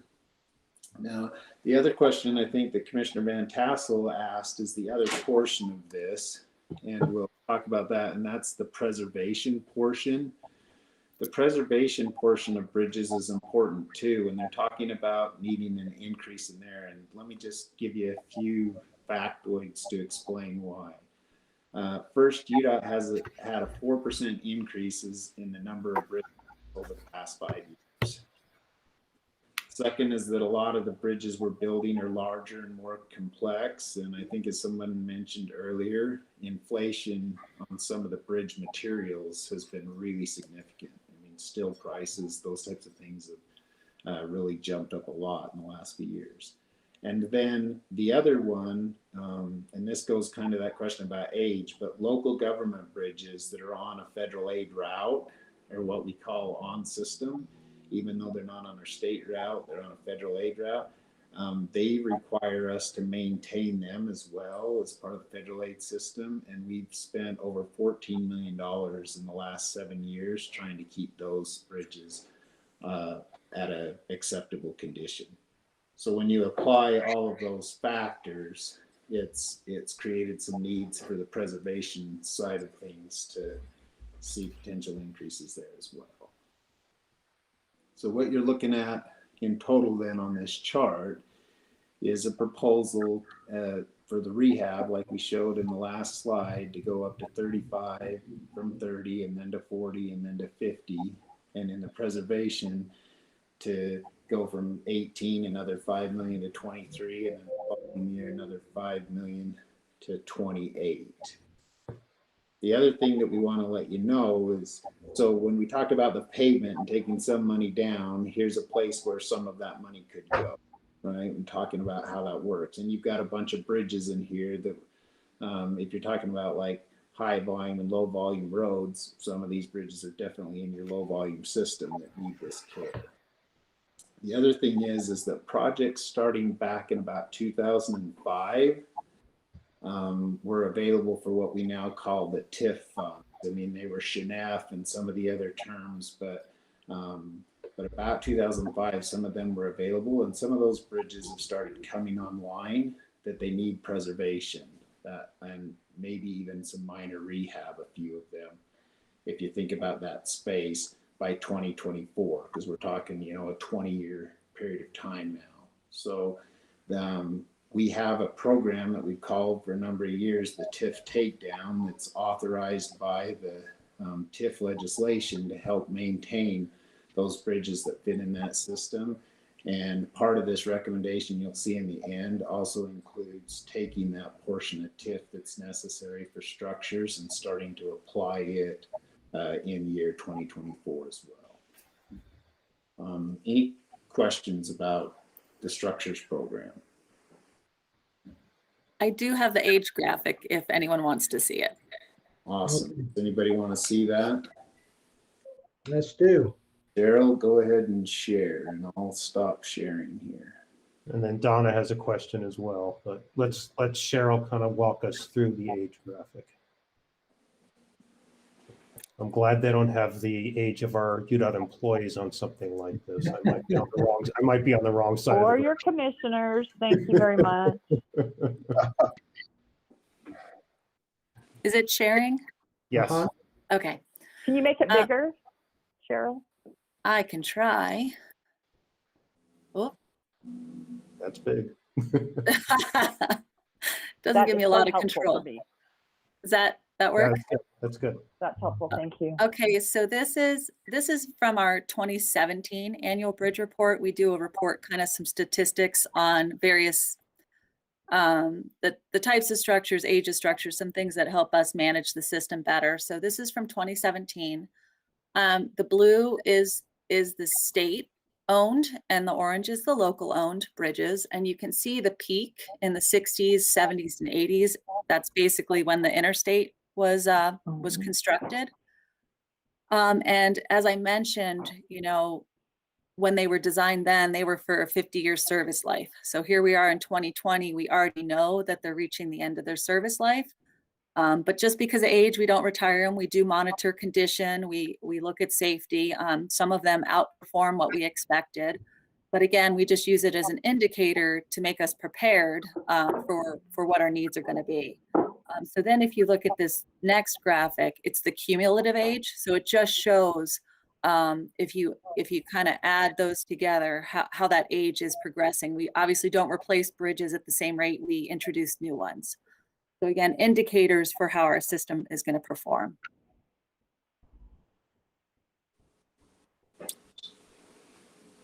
Okay, any other questions regarding structures? So the commission. Yeah, Nathan. Go ahead. Oh, sorry. Go ahead, Sharon. No, go ahead. That was me, Nagi. I'm not doing very good at being formal about requesting permission today, am I? I'm curious, as we've got all of this stimulus money coming from the state or coming from the feds, it's all one time. Would any sort of infusion to this project one time now be helpful in making it so we get ahead of this as opposed to falling behind? Well, that's a great question, and maybe I could ask Terry or Ben to talk a little bit about that, because they actually have some thoughts in regards to some bridge needs we have with that. So Terry or Ben, could you maybe just inform the commissioner of your plan there? I will, my partner in crime, Lisa, we've been talking about how to program 70 million in federal funds. What we needed to do is figure out where our money ended up for last year. We were concerned that we were going to be quite low in the transportation funds in terms of gas tax. While sales tax has steadily been going up, gas tax was not as stable. So I did talk with Becky yesterday. We are low in the transportation fund for last year, so we need to fill that hole. And then we've been discussing a couple of different ways to spend the 70 million, and bridges have been part of that consideration. I think we will likely bring something back to the commission in terms of specific programming of that money next month. So that certainly is on our list of considerations. Thank you. Was that soft enough of an answer that I didn't put myself in a corner with the money yet? That was pretty good. You know, I think the way I received that was, we know. Anytime there's one-time money, it's always a help. But on programs like this, like pavement and bridge, these long-term assets, it's really that consistent plan that gets us to where we need to be. So any one time can help, but it's gonna take a long-term commitment of effort to be able to really take care of things the way we need to. I just wanted to make a comment on the Carlos was concerned about the age that for him, for the rest of the commission. And based on the explanation that Cheryl so beautifully gave, they don't just set aside and put us out the pasture. They repair us and put them back in service. Keep it, Wayne, you're extend not our going, service life. Wayne, you're not going anywhere, so you'll be serviced and put into some kind of capacity to still serve. Okay, any other questions about structures? Okay, let's move on to traffic and safety then. What you're seeing here then is last year's programming for the traffic and safety program, and like structures, there's some sub-programs, and the agency has cleaned up the sub-programs to be 5 categories that you see here. So they've combined some of the little small pieces of program of different activities and put them into programs and made it work. We talked earlier about the Highway Safety Improvement Program funding part of that rural safety intersection stop portion. That's what Robert and I were talking about. So that comes out of this program they see here, and those are the previous approvals. So here, let's talk a little bit about what's going on with those approvals. Within those programs that are there, there's a couple of recommendations and things to look at. One of them is the traffic studies portion. Back in 2017, the commission started funding $200,000 a year to traffic studies. We knew that we were trying to always find money to fund this and meet some of these needs. And what we've seen over the years is that we can't cover the cost that's necessary to develop the operational improvements for projects and to provide the safety analysis, or what they call the hotspot safety improvement studies that are necessary at the funding rate that's there. So just kind of giving you a little bit of history of how much has been spent over some of these years. You can see for 18, 19, and 20 and where they are. So we're going to have a recommendation within this request to see an increase in this portion of the program. So let me just walk you through what you're seeing here in the program. As we talked before, the Highway Safety Improvement Program, the actual data from what they call a W10A, that's the federal FHWA form that tells us what our allocation is for the program. It's actually 23 million, and it was estimated or predicted in the past at 23.2. So we're recommending that we modify that to be consistent with the actual money funded to the program. Railroad crossings is the same. We predicted it at 2.05 and the actuals are 2.1. So we're recommending it gets increased to match the program. And then the traffic and safety fund that we just reviewed, we're recommending that you add $400,000 to that $200,000 program, which puts it up to $600,000 plus the additional items that are in there, making it a total of $1.2 million. And that would be a recommendation. Questions regarding the traffic and safety program?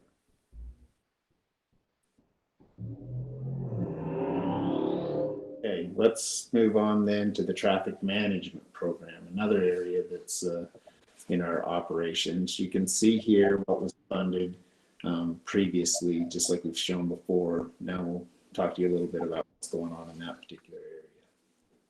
So within the traffic management program, the pictures on the slide identify a lot of the program activities that they do.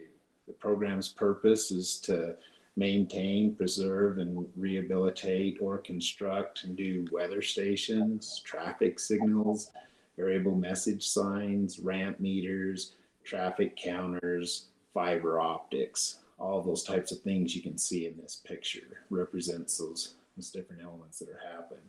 And then up in the top right, of course, is our latest endeavor, which has been called the Connected Vehicle Technologies Project.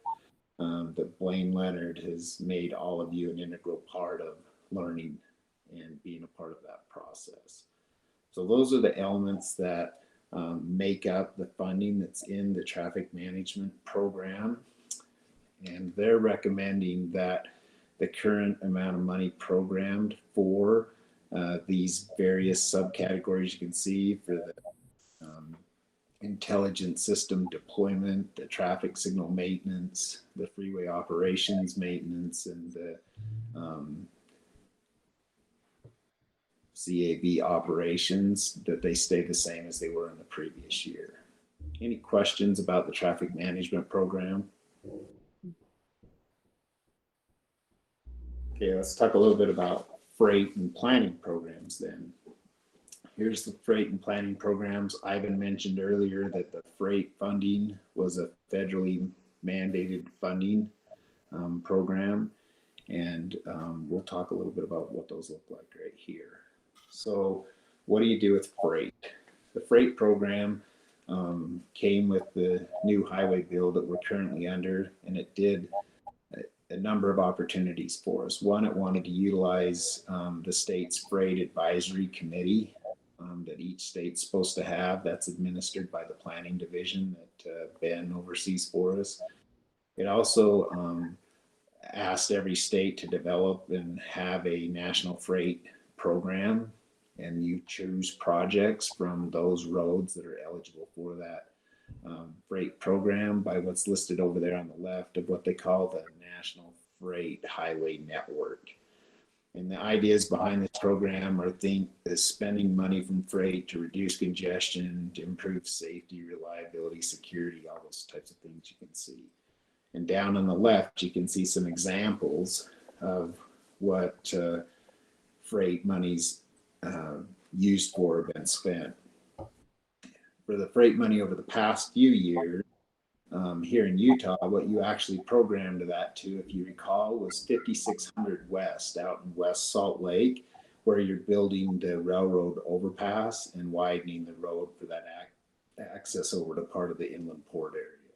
And that's where this money went. So a great cause, a great purpose, places where we do have all those issues about congestion and safety and security. It met all of those items and checked the box. But that's where most of your freight money has been going over the past few years. It's part of the cost of that project. So the other one you saw in there was planning studies. What are planning studies? Well, planning studies kind of consist of two main areas. One of them is what they call the Transportation and Land Use Connection Program. It's a program with WFRC where we fund $300,000 a year to help with what they call the TLC grant program. And the planning group coordinates that program with WFRC to help in making those connections. And Terry talked earlier today about some of those things in active transportation and that. These are some of what you might call the planning studies that help make a lot of those lists she had actually come to fruition. And then on the right, we have what they call the Region Solution Development. Corridor area studies are done throughout the state to try and help get to this solutions development list. And their $500,000 of their $800,000 is spent in this area. And the current list of funded projects is shown there below. So both of these programs are designed to help with Utah's Transportation Vision Initiative, and the two programs help inform the long-range plan. So down in the bottom left, you can see UDOT's long-range plan cycle, and these two programs then help inform that cycle in putting together the long-range transportation plan. So in summary then, freight, like some of the others we showed, needs a slight adjustment to be consistent with the actual funding that's there. We had estimated it at 13.9, the actuals are 13.7. So we'll ask for you to consider modifying that to its actual amount, and planning studies would be approved again this year at the same amount. Any questions about the freight or the planning programs? Okay, the public communications program. This particular program has been funded at about $800,000 a year. And this particular program's primary purpose is to inform the public about projects, project impacts, and issues of concern related to project. So activities like TravelWise, I'll show you a little bit what this looks. Here's some activities like TravelWise. They can communications. They help support traffic demand management. Formerly, we had a program that we called Know Where, Know Why. That's part of this public communications program. And those programs help do things like promote the promotion of UDOT's traffic app or the UDOT traffic website that you can see there, where people can look at the cameras, see what's going on, check for snow, all those types of things that are there. It also is part of what we use for media relations, include both the paid and the earned media coverage. It's also used for advertising through traditional venues like news and radio, as well as advertising on social media and platforms. And this is a big part of our business that maybe is growing different than any other area. And one of the things that I think in talking with our communications division that Elizabeth wanted to share is, because the contract amount on this has stayed pretty consistent, this program hasn't evolved to include a lot of the social media communications, which is different from like social media advertising. It entails monitoring the questions that are coming in and the comments that are coming in from all those different social media platforms. There's a few examples put up there on the screen. And this is becoming one of the primary means for people in communicating back and forth with the public what's going on. So social media continues to increase rapidly in popularity, and there's no sign that that trend will change anytime soon. So while we're performing okay in this area, it is an area that we think possibly in the future may need another look at our funding recommendations. So Public Communications is recommending at this time that you fund again into the 2022 year the $800,000 that's been previously funded. Any questions on the Public Communications program? Kevin, go ahead, please. Thank you. The question I've got, this is just for handling social media. This isn't for maintenance of the cameras or installation of new or anything. This is just the staff to take care of it. That's correct. Elizabeth, would you like to say anything else in regards to his question? Yeah, so that is a separate effort, management of the cameras. So what we're doing here is social media. That's really been a more recent addition to it, but it's, like Nathan said, definitely becoming a big part of it. But then everything that we do on news media, getting stories out there, sometimes that is responding to stories. We don't pay for that, responding to requests from reporters. But we do some paid regular programming. So for example, John Gleason, our spokesperson, goes on to radio shows and sometimes in studio. I think that's every 2 weeks in studio, every week on the radio. And particularly from April to September, we hit that pretty hard. So we're paying for that to get the word out. So the function of this is to get the word out about what we're doing, what the impacts will be on the public, and why it's a benefit to them. Does that answer your question, Commissioner? Yes, it does. Thank you. Donna, go ahead, please. Yeah, I just want to talk about how important this is. And it's always fun when I have people who will say, hey, I like the new campaign. And I think sometimes we think that social media is free because, you know, it doesn't cost anything necessarily to make that particular post, but it's incredibly time intensive. And I think the more that we can invest in this, maybe it will help with some of those fatality numbers that we keep looking at that are increasing during this time. So I appreciate and support this effort. Can I maybe just make a clarification that what we do with public communications from this fund really is intended to be related to projects. So it doesn't cover everything Elizabeth does. She does have other sources of funding that cover other campaigns and other things she does. This one is theoretically supposed to be tied to projects. And so a lot of it is about reacting to and informing the public about projects. So that, just so you can keep in the framework here, this is related to projects. Okay, Thank you for that. thank you. Great. Any other questions for Elizabeth? Thank you. So as you can look then on the list, we're down to the last 4 programs that you fund money for. It's a big list. There's a lot going on here. It's incredible just how much we ask of you as commissioners in trying to fund these programs. And we hope we've done justice here to help you recognize and see where the main request changes are. Happy to answer any questions, but briefly, I'm going to hit these last 4 areas. And these last 4 areas are grouped together because largely these particular areas are managed and delivered by the regions. So what are the transportation alternatives? The Transportation Alternatives Program, it supports projects that enhance safety and expands options for non-drivers. Right? It's a federally funded program, and we convert it to state funds to help regions work with the locals. It's also mainly used to help local communities fill in the gaps on active transportation. So Terry mentioned something earlier today about even additional money coming from the legislature to deal with like trail gaps and some of those. This has been used at that local level. A small amount of funding that's there, but to help meet those similar type of needs.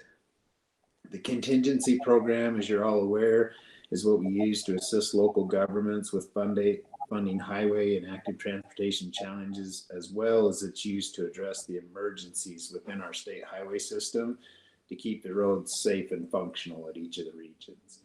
And we've talked to the region directors about where we're at, and you're welcome to ask them some questions that's there, but they feel like the change you made a couple of years ago in regards to the contingency amount is allowing them to do their business as they need to.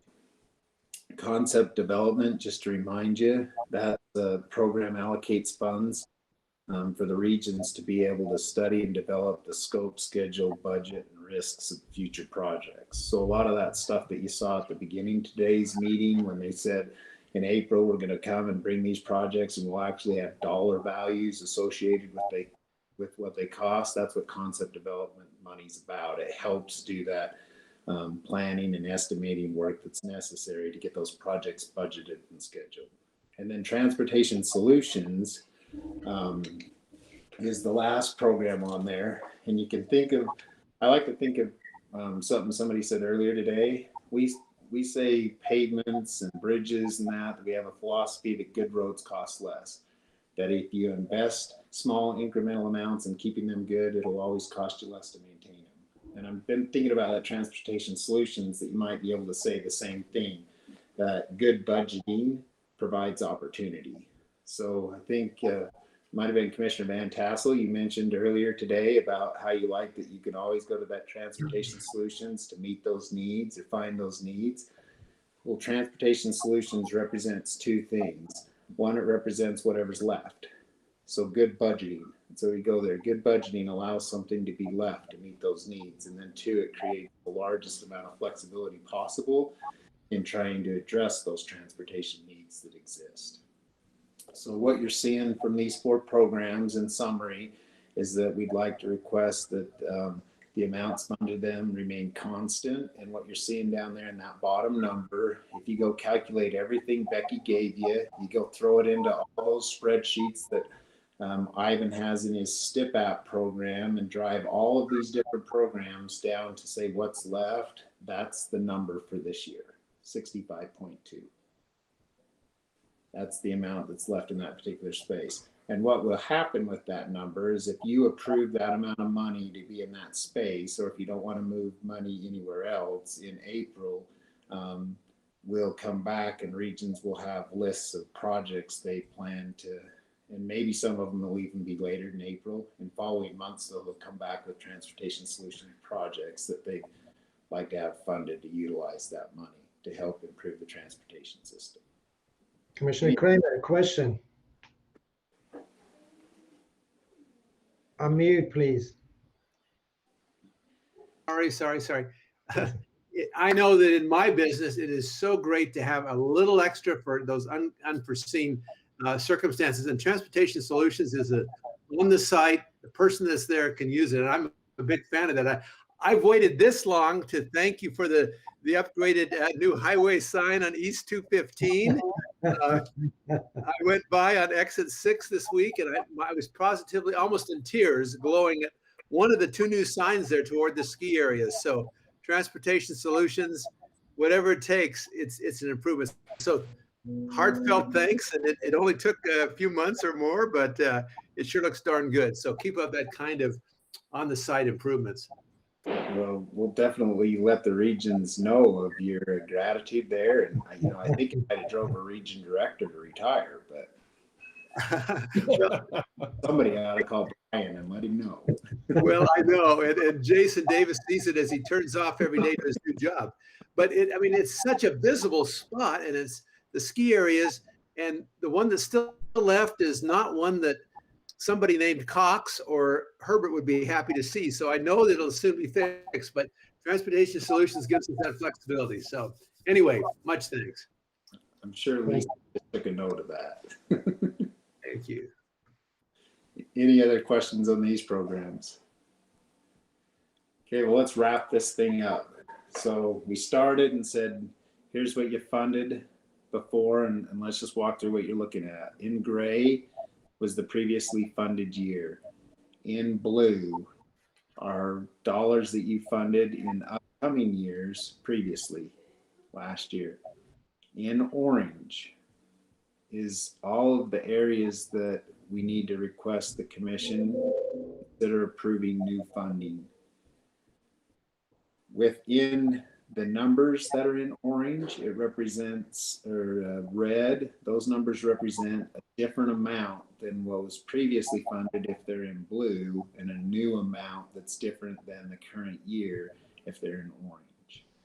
And then lastly, the numbers in white that are grayed out, those numbers represent what it would look like if we were just projecting the same amount of money moving forward in those years, but you won't actually take an action to fund any of those white columns as part of the commission funding for the STIP this year.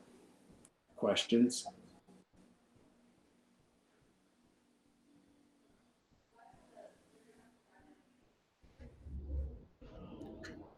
You can Nathan, see.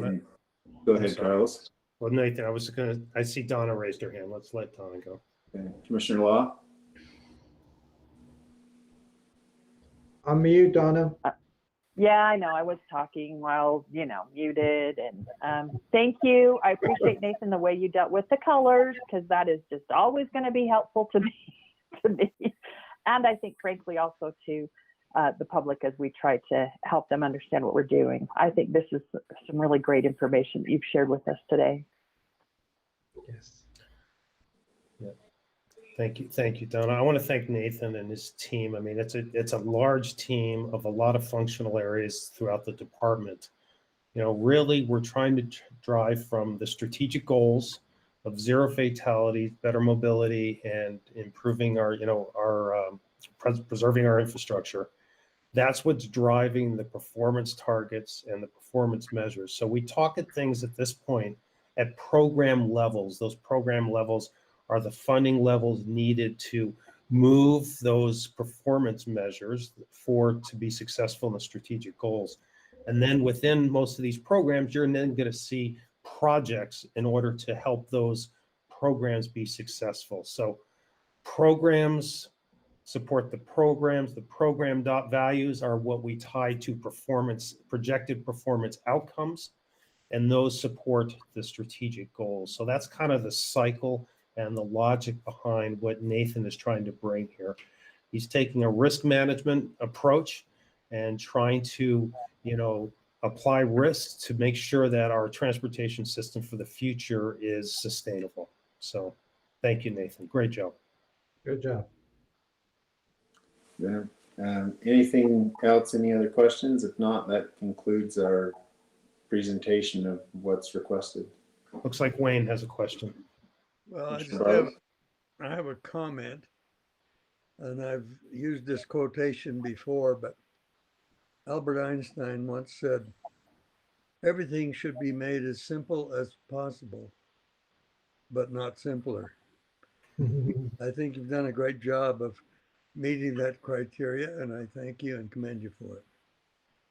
Thanks, Commissioner. Getting it simple is a trick. Anything else? Well, thank you. Thank you for your time. It looks Natalie, Natalie, question. I just can't resist with Wayne's quote. It's kind of like Abraham Lincoln's quote that, sorry, I wrote such a long letter. I didn't have time to write a short one.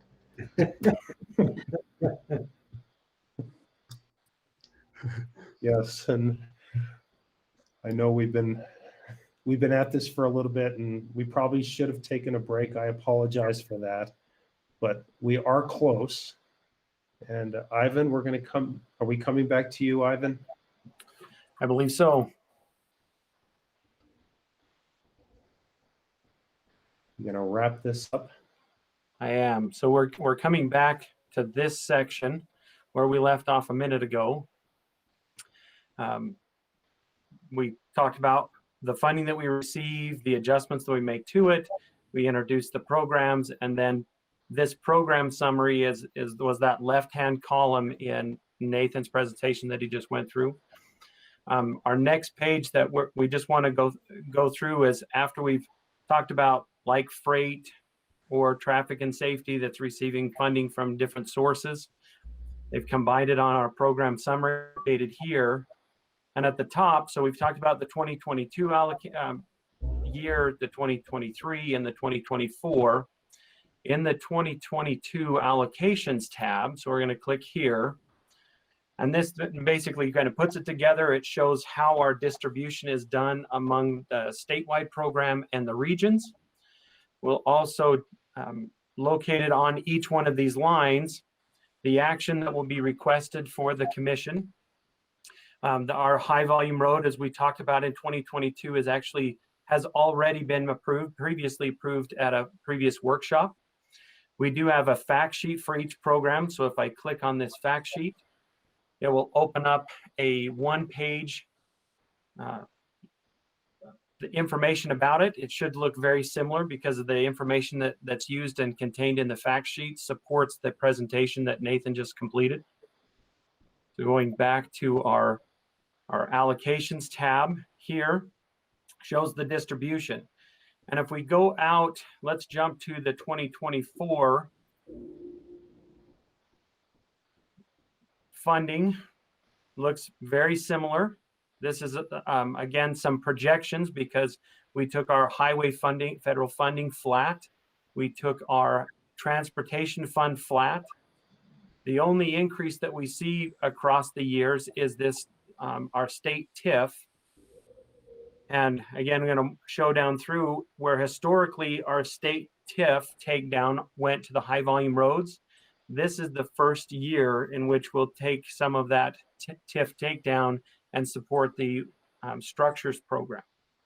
So we'll see an increase in the structures value that Nathan just presented, and some of that increase is going to be coming through our TIF takedown, the Transportation Investment Fund. So again, click on my allocations in 2024. There are several blanks in our row, and that's because these are the programs that are not that we do not have action requested for our 2024, but you'll see our high volume roads. This one is a requested action and with our proposed values. Our reconstruction, as he discussed, has been previously approved in the 2018 workshop. Our pavement management is a one-year program, so there's no value being requested and no requested action. Our structures, we have our approval required, which is the 78 million as he presented earlier. So that is the introduction of our our program application, the funding flow through our allocations, detailing out the distribution, as well as if there's action required in each of the years. There are any questions before I quit sharing my screen?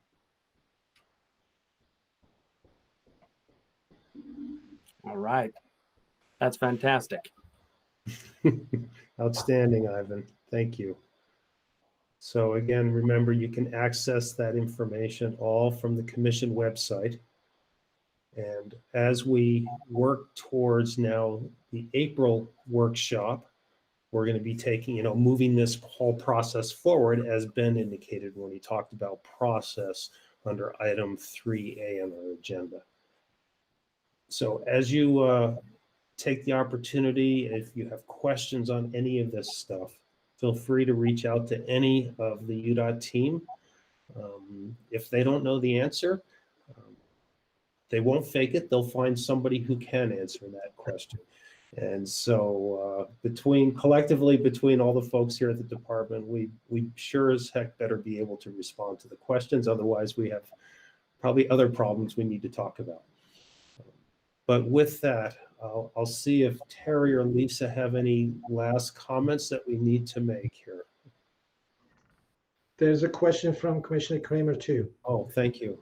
I was simply going to say that you have such credibility with the commission that it gives us a confidence on this. And it's not that we worry about, I mean, that's our job, is to worry about it, but we certainly do know that the track record is impeccable. So our appreciation for that. And going through those numbers, I'm looking at my friend Chris Peterson too, and all the cents he worries about. And here we're talking about billions. So somewhere in between that, we're getting the happy medium. Thank you.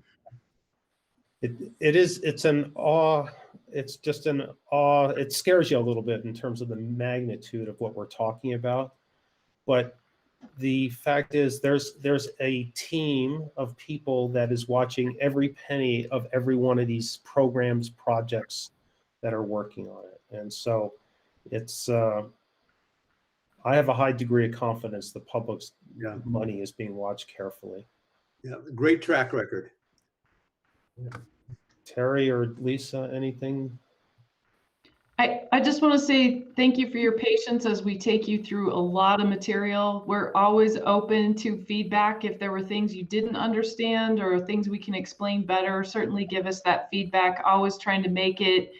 I appreciated Commissioner Barlow's comment. We're always trying to make it as simple as possible, and then we reach a point where we can't do any more. There's just a lot of content. So appreciate your patience, and any feedback you have on ways we can help explain it better. We're glad to take that feedback. So thank you. Okay, it's going to be a really fun ride here. Yes. A lot of good is in store for the state of Utah with what the department can help provide with your help. Nagi, you want to close? Oh, I guess, are there any questions about tomorrow's commission meeting that anyone might have? If you've looked at the agenda and if there's anything we could try to answer. We just had one more item added. Terry, you want to mention that item that we talked about today and added to that agenda they didn't have? Thanks, Nagi. Can you, sorry, can you remind me? The commuter rail one? Commuter rail. Yeah. We have added an item for a STIP amendment to add the commuter rail 300 million so that they can be eligible for an earmark. Once that goes in the STIP, they can go after a federal earmark. So important action on that one tomorrow. Yes. Yeah, and there's multiple paths that UTA is working on this. So they're going to apply for grants. This discussion of earmarks is taking place in Congress right now about the idea of whether or not to bring back earmarking at a 1%, I think, of the program value. The House GOP voted to support that yesterday. I know the Democrats have supported that. We'll see if the Senate follows through, but all that has to tie back together with actually doing a reauthorization of the highway program and an appropriation of the program. And so there's still a lot of work that needs to be done in Washington. So that's why we've made these assumptions of flat funding. So we're hoping we're being conservative and that, they'll bring more money to the program and we'll be able to come back to you guys with make adjustments there. So. And since you've been so kind to come early this morning, you can sleep half an hour late tomorrow. So tomorrow's meeting is 8:30. Awesome. Aren't we nice? I'm just looking forward to when we can meet in person again. You're Yeah. here. You're here. And Nagi and I talked about that, Lou, and we're thinking probably probably in the August timeframe, that might be be the thing to do. And I know how much we like to travel the state. I think as we come back, we'll probably initially want to do it here at the office so we have a little bit more control on environment and safety protocols, and then hopefully work to expand out across the state. Just get your shots and be safe, and we'll gather together. It will be. Yep. Think positive, but test negative. That's our goal. Hallelujah. Yeah. Very good. Very good. Well, again, Nagi, thank you so much. And commissioners, thank you for your time. Thank you. This is going to be great. As usual, it was a great workshop, and thank you. Looking forward for tomorrow. Thank you. Thank you. Thank you. See you. See you mañana. Bye-bye. Bye.